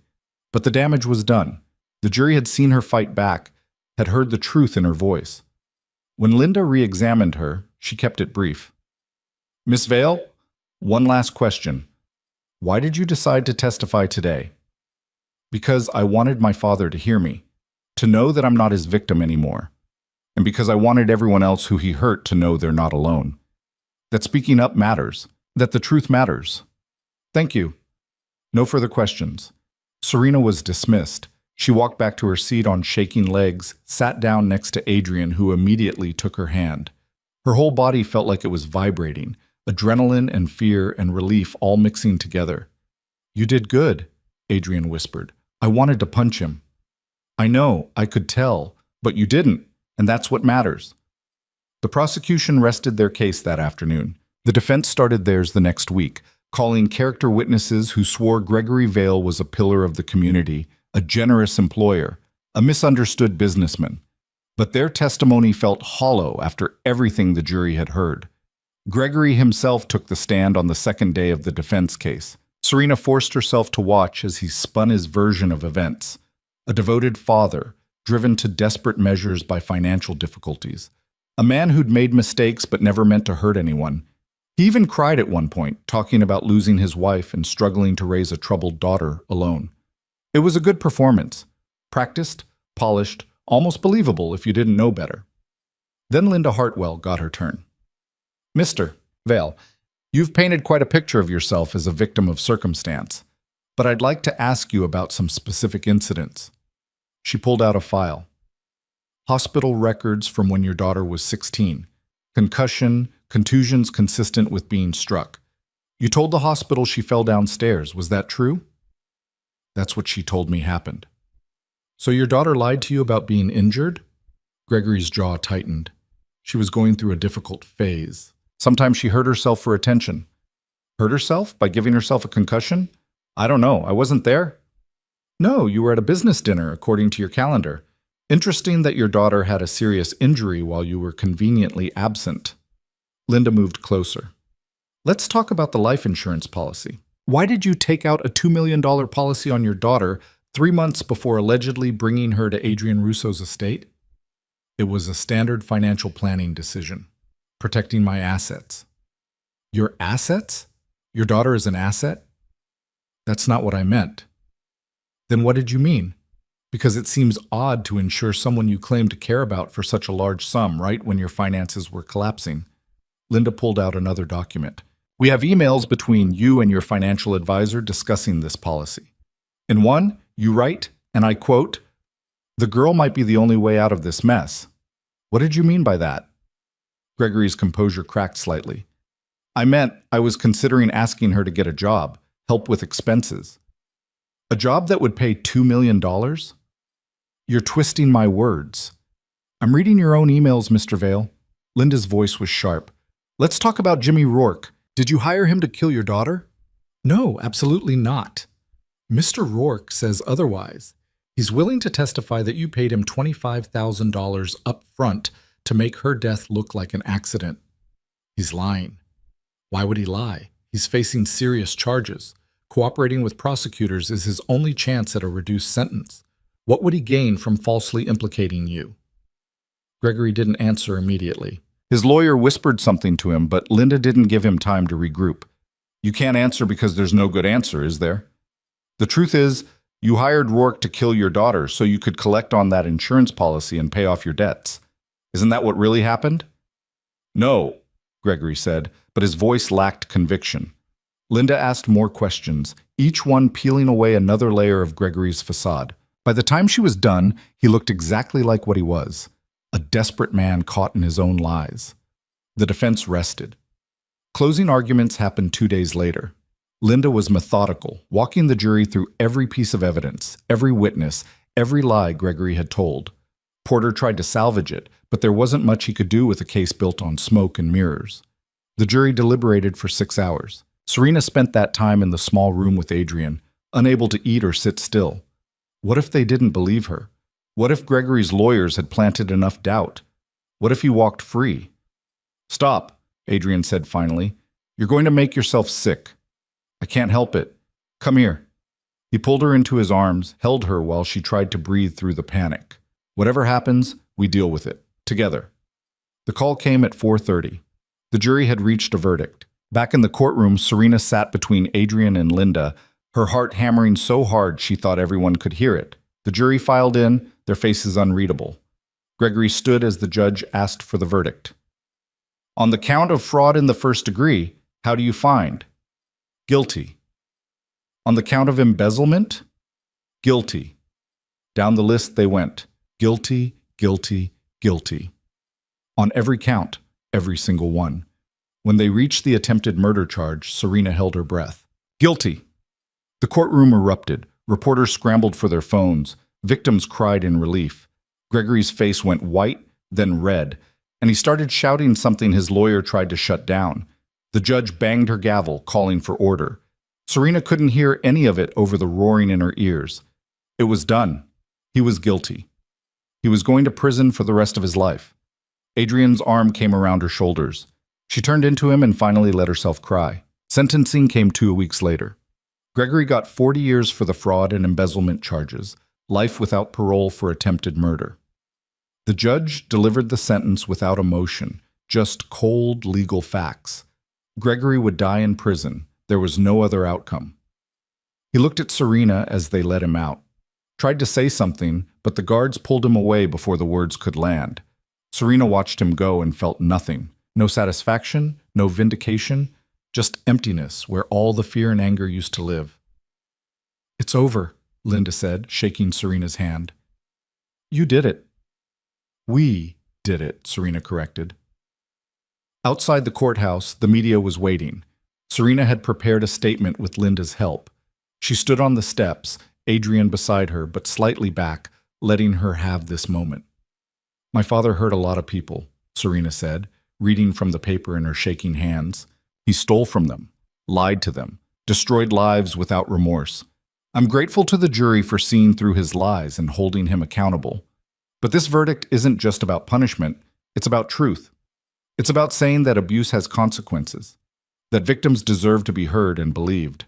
I hope everyone he hurt can find some peace now. I know I'm going to try. The questions came fast after that, but Adrian guided her to the car, and they left before she had to answer any of them. In the quiet of the back seat, Serena let out a long breath. You okay? Adrian asked. I don't know. I thought I'd feel different when it was over. Lighter, maybe, but I just feel tired. That's normal. You've been carrying this for months. It's going to take time to let it go. What if I can't? Let it go, I mean. Then we figure it out together. His hand found hers. You're not alone in this, Serena. You know that, right? Yeah, I do. That night, Serena couldn't sleep.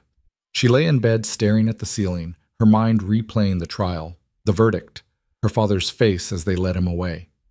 She should feel victorious, should feel like she'd won something, but mostly she just felt empty.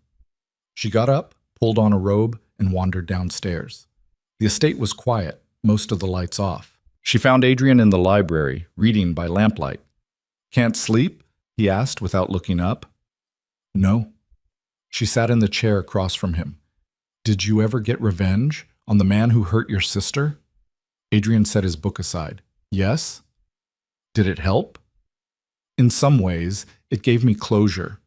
Let me feel like I'd done something, but it didn't bring her back. Didn't erase what happened. He leaned forward. Why are you asking? Because I thought putting my father away would fix something in me. Make me feel whole again, but I still feel broken. You're not broken. You're healing. There's a difference. Doesn't feel like it. Adrian stood, moved to sit on the arm of her chair. Healing isn't linear. Some days you'll feel strong. Other days you'll feel like you're back at square one, but you keep moving forward anyway. That's all you can do. Is that what you did? After your sister died? Eventually, took me years to figure it out. But yeah, eventually I learned to carry it without letting it destroy me. Serena leaned against him, taking comfort in his solidity.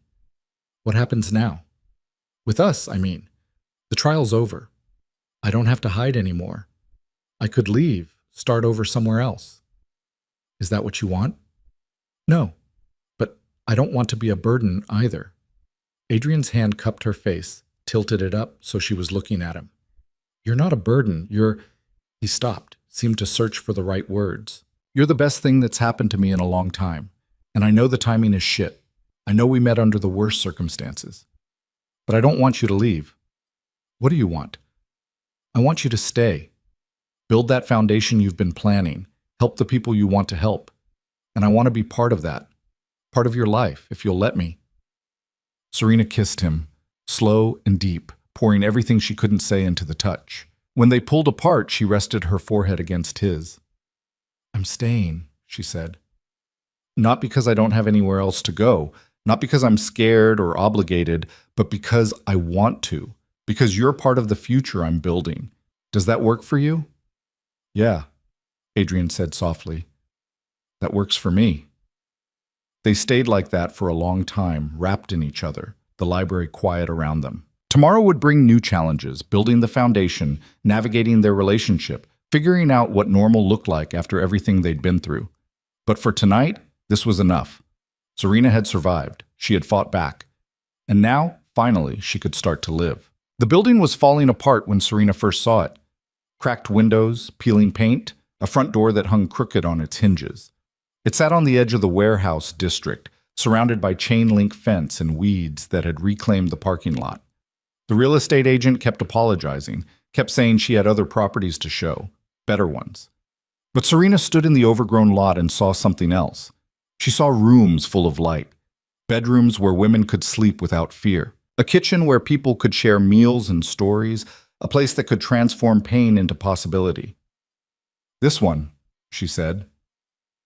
Adrian, standing beside her with his hands in his pockets, raised an eyebrow. You're sure? It needs a lot of work. So did I, and you didn't give up on me. He smiled at that. Fair point. When can we start renovations? The agent blinked. You want to buy it? But you haven't even seen inside. We'll take it, Adrian said. Draw up the papers. That had been 4 months ago. Now in early spring, Serena stood in the same spot and barely recognized the place. The fence was gone, replaced by a low stone wall with a gate that actually worked.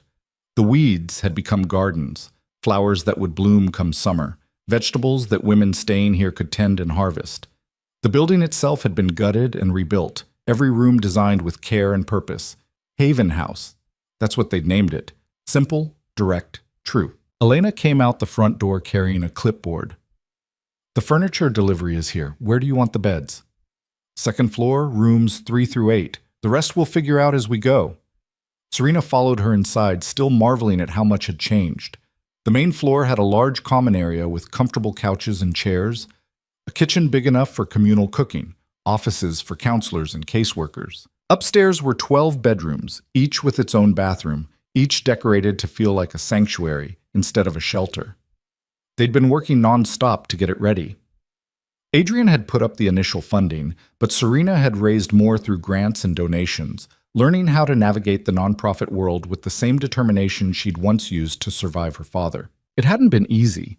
There were still people who looked at her and only saw Gregory Vale's daughter, who questioned whether she was stable enough to run something like this. But she'd proven them wrong. Over and over she'd shown up, done the work, made the vision real. Adrian appeared in the doorway with Marcus, both of them carrying boxes. Where do these go? What's in them? Linens, I think. Elena ordered about 1,000 things, and I lost track. Serena smiled. Put them in the supply closet for now. We'll sort it later. He set the box down, stretched his back. How are you feeling about tomorrow? Tomorrow was the opening. They'd invited local officials, domestic violence advocates, the women's shelter network that had agreed to refer residents to Haven House. It would be official, public, real. Terrified, Serena admitted. What if nobody comes? What if we built this whole thing and it just sits empty? They'll come. You've seen the referral list. There are already 8 women waiting for beds. I know, but what if I mess it up? What if I'm not good enough at this? Adrian moved closer, took her hands. Then you'll learn. You'll make mistakes and fix them and keep going. That's what you do. She wanted to believe him. wanted to feel confident instead of like she was one mistake away from proving everyone who doubted her right. But the fear was always there, lurking underneath everything else. A car pulled up outside. Sarah Chen, the journalist who'd interviewed Serena during the trial. She'd stayed in touch, checking in occasionally, and had asked to do a story on Haven House's opening. "I'll handle the tour," Elena said, heading to meet Sarah. "You two finish up here." After they left, Serena and Adrian worked in comfortable silence for a while, organizing supplies and checking items off the seemingly endless to-do list. It was mundane, domestic almost, and Serena found herself thinking about how much her life had changed in less than a year. She'd gone from invisible to visible, from victim to survivor to something else. Advocate, maybe. Builder. Someone who mattered. "Can I ask you something?" she said, breaking the silence. "Always. Do you ever regret it? Taking me in that night? Everything that came after?"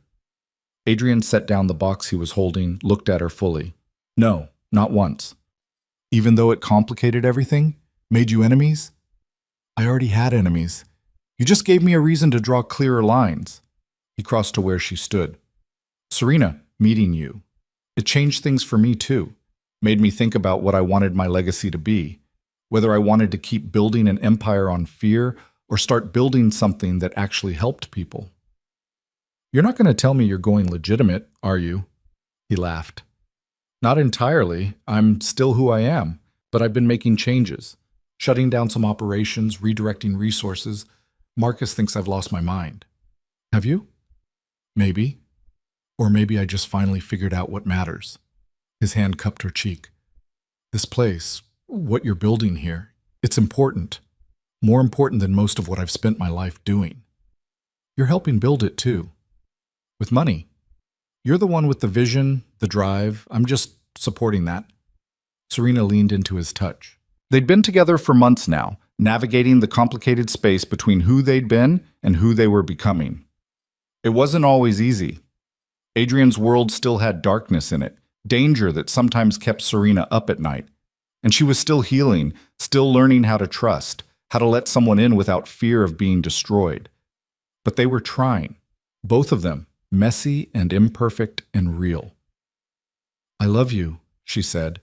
The words still felt new, vulnerable. She'd only said them once before, late one night when she'd woken from a nightmare and found Adrian there, solid and safe. "I love you too." He kissed her forehead. "Now come on. We've got about 100 more boxes to unpack before tomorrow." The opening ceremony was smaller than Serena had expected, but somehow more meaningful. The mayor gave a speech about community support. A representative from the State Domestic Violence Coalition talked about the need for more resources. And then it was Serena's turn. She stood at the podium they'd set up in the front garden, looking out at the 50 or so people gathered on folding chairs. Adrian sat in the front row next to Elena and Marcus. Sarah Chen stood to one side with her camera operator, and scattered throughout the audience were women who'd survived what Serena had survived, who understood what this place meant. "I'm not good at speeches," Serena started, and a few people chuckled. "I didn't go to business school or study nonprofit management. 6 months ago, I was barely surviving. My father had spent years trying to erase me, make me invisible, convince me I didn't matter, and I believed him for a long time." She paused, finding her footing. "But then something changed. I found people who saw me differently, who believed me when I told them what was happening, who gave me space to heal and the tools to fight back. And I realized I'm not the only one who needs that. There are so many women out there who are invisible, who are hurting, who think there's no way out." Her eyes found Adrian's. He nodded, encouraging. "Haven House exists to tell those women they're wrong, that there is a way out, that they matter. We're not perfect. We're going to make mistakes. We're going to learn as we go. But we're here. And we're not going anywhere." Serena's voice strengthened. "This place is proof that surviving isn't the end of the story. It's the beginning. And whatever comes next, you don't have to face it alone." The applause felt overwhelming. Serena stepped away from the podium, shaking, and Adrian was there immediately, his hand finding the small of her back. "You did good," he murmured. "I didn't cry. I'm calling it a win." After the ceremony, people toured the building. Serena answered questions, accepted congratulations, tried not to think about the weight of responsibility settling on her shoulders. 8 women were moving in next week. 8 lives depending on her to get this right. One of the visitors was a woman maybe 10 years older than Serena, with tired eyes and a nervous energy. She introduced herself as Michelle. "I work at the downtown shelter," Michelle said. "We're at capacity, always. Having a place like this, it's going to save lives." "I hope so." "No, I mean it. I've been in this field for 15 years. I've seen what happens when women have nowhere to go. They go back to their abusers. They end up on the streets. They disappear." Michelle's hand gripped Serena's. "You're giving them a third option. Don't underestimate how powerful that is." After everyone left, after the chairs were folded and the podium put away, Serena sat on the front steps of Haven House and let herself breathe. The sun was setting, painting the sky in shades of orange and pink. In a week, this place would be full of voices, of life. Women rebuilding from ruins, just like she had. Adrian sat beside her, handed her a bottle of water. "How are you holding up? Ask me in a month when we have actual residents and real problems. You're going to be great at this." "You don't know that." "Yes, I do. Because you've lived it. You know what these women need because you needed it too." He draped an arm around her shoulders. "And because you're stubborn and smart and you don't give up. Those are pretty good qualifications." Serena rested her head on his shoulder. "What about us? What happens when I'm here 70 hours a week dealing with crises? Then I support you. Help where I can. Take you to dinner when you forget to eat." He pressed a kiss to her hair. "We make it work." "Just like that? Just like that?" It sounded simple when he said it. Serena knew it wouldn't be. Relationships never were, especially ones built from trauma and transformation. But maybe that was okay. Maybe the point wasn't perfection, but persistence. The first resident moved in on a Tuesday. Her name was Jackie, and she arrived with one duffel bag and a black eye that was healing yellow-green. She was 26, a mother of 2 whose kids were staying with her sister while she got safe. She'd left her husband after he'd put her in the hospital for the 3rd time. Serena met her at the door, showed her to her room on the 2nd floor. Jackie set her bag down and looked around at the clean white walls, the comfortable bed, the window with curtains she could actually close. "Is this really free?" Jackie asked. "For as long as you need it." Serena handed her a folder with information about counselors, legal advocates, job training programs. "We're here to help you figure out what comes next." "What if I don't know what comes next?" "That's okay too. You don't have to have it all figured out today." So Jackie's eyes filled with tears. "My husband, he said nobody would help me, that I was worthless without him, that I deserved everything he did." "He was wrong," Serena said firmly, "about all of it." "How do you know?" "Because my father said the same things to me, and I believed him for years. But he was wrong too." Serena sat on the edge of the bed. "It's going to be hard. Some days you'll want to go back because at least that's familiar. Some days you'll feel like giving up.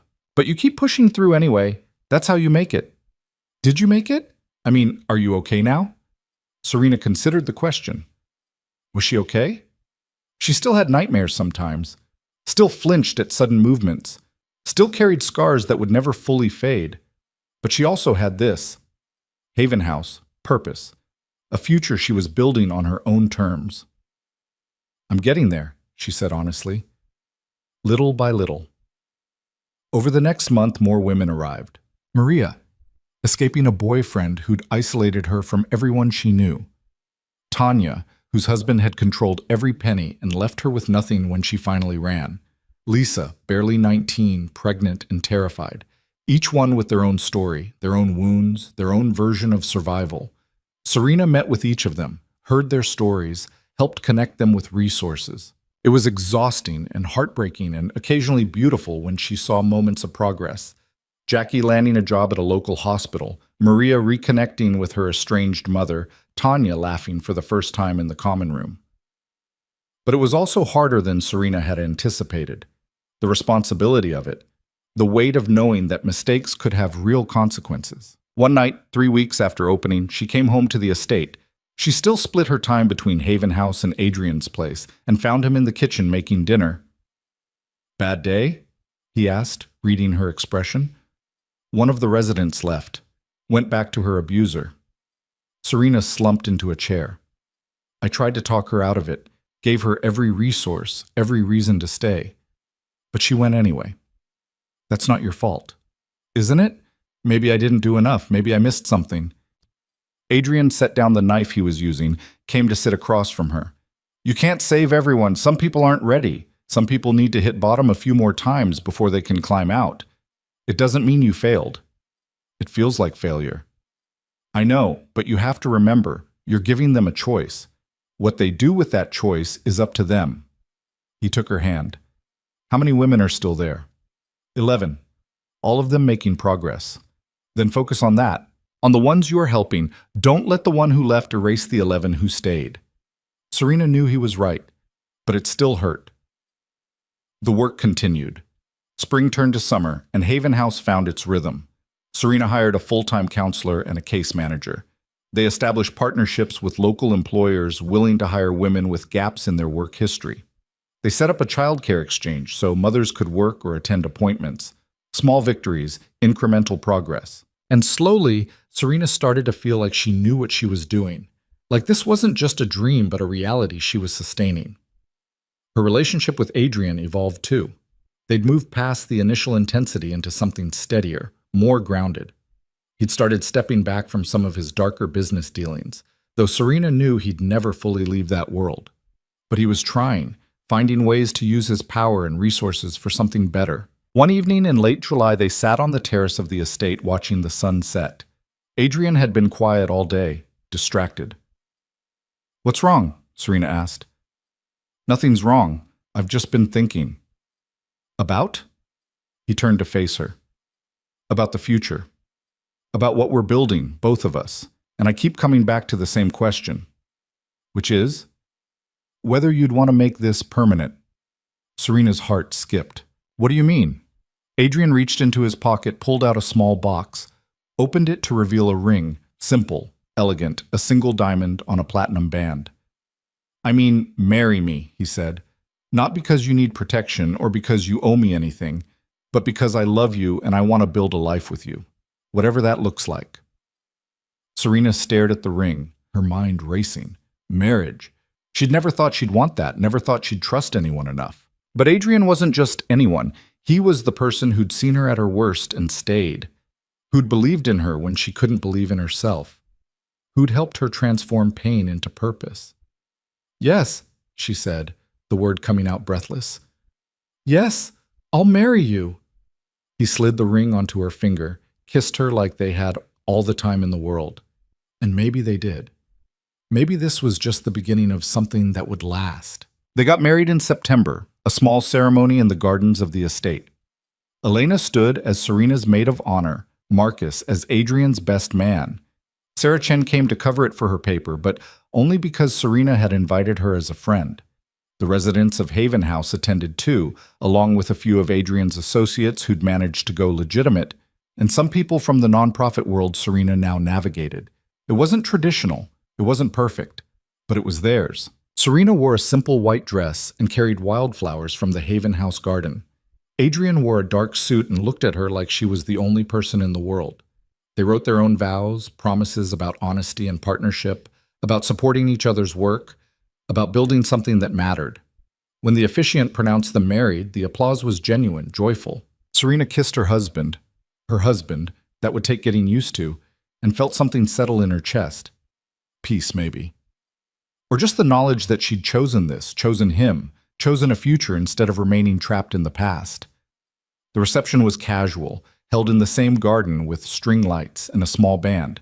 Serena danced with Adrian, with Marcus, who was surprisingly good at it, with Jackie, who'd become something like a friend. She ate cake and laughed at toasts and let herself just be happy. Later, when most of the guests had left, she found herself alone for a moment on the terrace where Adrian had proposed. The night was warm, the stars bright overhead. She could hear music still playing in the distance, voices and laughter. Elena joined her, handed her a glass of champagne. How does it feel? Surreal, good, scary. That's marriage for you. Elena clinked her glass against Serena's. You did good today. Hell, you've done good all year. We did good. I couldn't have built Haven House without you. Maybe, but it was your vision, your courage. Elena looked out at the gardens. You know what I think about sometimes? That night your father brought you here. How different things could have gone. I think about that too. But they didn't. You survived. You fought back. You built something beautiful from something terrible. Elena turned to face her. That takes strength most people don't have. I didn't feel strong. Nobody does. But you did it anyway. That's what strength actually is. Adrian appeared, wrapped his arms around Serena from behind. There you are. People are looking for you. Let them look a little longer. Serena leaned back against him, savoring the moment. I'm exactly where I want to be. The months after the wedding brought new challenges and new growth. Haven House expanded, adding a second building for longer-term residents who needed more than just emergency shelter. Serena brought on more staff, developed new programs, partnered with universities to provide educational opportunities. She also started speaking publicly about her experience, at conferences, on panels, and interviews. It was hard at first, exposing her story over and over, but she found that every time she spoke, someone approached her afterward to say thank you, to say they'd been through something similar, to say her words had helped them feel less alone. That made it worth it. Adrian continued his own transformation, slowly divesting from his criminal enterprises and investing in legitimate businesses. It wasn't a complete break. He still had connections, still wielded power in ways that made Serena uncomfortable sometimes, but he was trying, and that mattered. One afternoon in December, almost exactly a year after the trial, Serena got a call from Detective Morris. I thought you'd want to know, he said. Gregory Vale died last night. Heart attack in his cell. Serena sat down slowly. Oh, you okay? I don't know. I thought I'd feel something, relief maybe, or closure, but I just feel empty. That's normal. He was still your father, even if he was a terrible one. Morris paused. For what it's worth, you did the right thing, testifying, holding him accountable. A lot of people wouldn't have had that courage. After the call ended, Serena sat in her office at Haven House, processing. Her father was dead. The man who'd hurt her, who'd tried to erase her, who'd haunted her nightmares, gone. She waited for the grief to come, or the relief, or anything. But there was just numbness. She called Adrian. He came immediately, found her still sitting in the same position. Morris called, she said. My father's dead. Adrian sat beside her, took her hand. How are you feeling? I don't know. I thought I'd be happy, or at least satisfied, but I'm just nothing. You're allowed to feel nothing, or everything, or something in between. There's no right way to process this. He died in prison, alone. Part of me thinks he deserved that, but part of me, her voice broke. Part of me still wishes he'd been different, that he'd been the father I needed instead of the monster he was. I know. Adrian pulled her close. I know. She cried then, finally. Not for the man her father had been, but for the one he could have been, should have been. For the childhood she'd deserved and never got. For all the years wasted on fear and pain. When the tears finally stopped, she felt lighter. Not healed. She didn't know if she'd ever be fully healed, but lighter. What do you need? Adrian asked. I need to get back to work. I have a meeting with a donor in an hour. Serena, I know I should take time, process, whatever. But work helps. Being here, helping these women, it reminds me why I survived, what I'm building from the wreckage. She stood, wiped her eyes. I'll grieve later. Right now I need to keep moving forward. Okay, but I'm here when you're ready to stop moving. I know, and that's enough. The years that followed brought continued growth and change. Haven House became a model for other programs, with Serena consulting on new shelters across the state. She published a book about her experience. Not a memoir exactly, but a guide for other survivors. It became a bestseller, which surprised everyone, including her. She and Adrian bought a house of their own, smaller than the estate, but theirs. They talked about kids sometimes, though Serena wasn't sure she was ready. Maybe someday, maybe never. They had time to figure it out. Jackie graduated from nursing school and got a job at the hospital where she'd once been treated for injuries her husband had inflicted.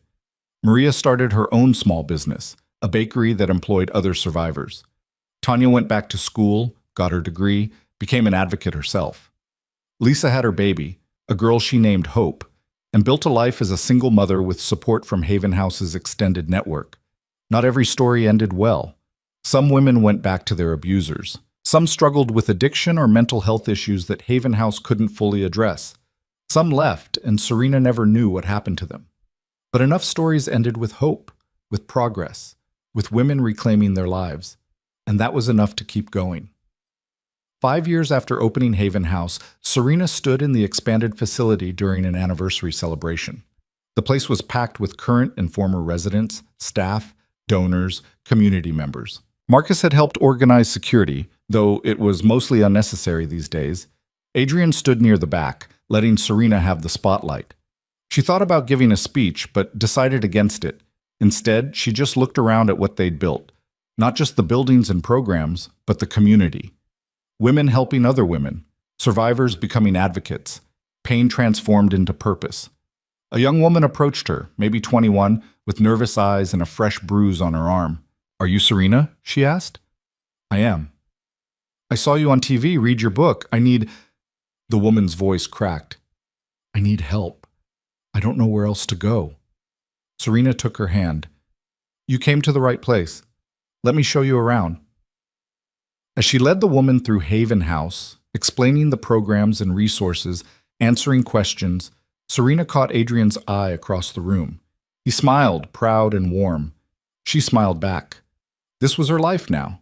Not perfect, not easy, but purposeful. She'd survived hell and come out the other side, not just intact, but stronger. She'd taken her pain and built something that mattered, something that would outlast her. Her father had tried to erase her, make her invisible, convince her she didn't matter. But he'd been wrong. She mattered. Her story mattered. And every woman who walked through Haven House's doors mattered. That night, after everyone had gone home and the facility was quiet, Serena and Adrian drove back to their house. She was exhausted but satisfied, the good kind of tired that came from meaningful work. "You did good today," Adrian said, pulling into their driveway. "We did good. All of us." Inside, they collapsed onto the couch, too tired to even make it upstairs. Adrian pulled her close, and Serena rested her head on his chest, listening to his heartbeat. "I was thinking," she said, about how far we've come, both of us. How different things are from that night you met me. Yeah, pretty different. Do you ever wonder what would have happened if you'd made a different choice? If you just paid off my father's debt and sent us both away?" "No, because that's not what happened. We're here, and this is real, and that's all that matters." Serena thought about that, about choices and consequences, about the paths not taken and the one they'd walked together, about survival and healing and the messy, imperfect work of building a life worth living. "I love you," she said. "I love you too." They sat in comfortable silence for a while, both of them half asleep. Eventually, Adrian stirred. "Come on, let's go to bed." "Can we just stay here? I'm too tired to move." "Then we'll stay here." He grabbed a blanket from the back of the couch, draped it over them both. Serena snuggled closer, feeling safe and warm and home. Tomorrow would bring new challenges. More women needing help, more work to be done, more healing to navigate. But tonight, she could rest. Tonight, she could just be Serena, not a victim, not even a survivor. Just a woman who'd fought for her life and won, who'd built something meaningful from the ruins, who'd found love in the darkest place and chosen to keep it. Her father had wanted her dead, but she was gloriously, defiantly alive. And she wasn't done yet, not by a long shot. Outside, the city moved on with its million lights and endless stories. Inside, Serena closed her eyes and let herself drift toward sleep. Adrian's arms around her, Haven House standing strong across town, proof that even the worst pain could be transformed into something beautiful. She'd survived, she'd fought back, and she'd won. Not perfectly, not without scars, but completely, fully, truly. And that was enough.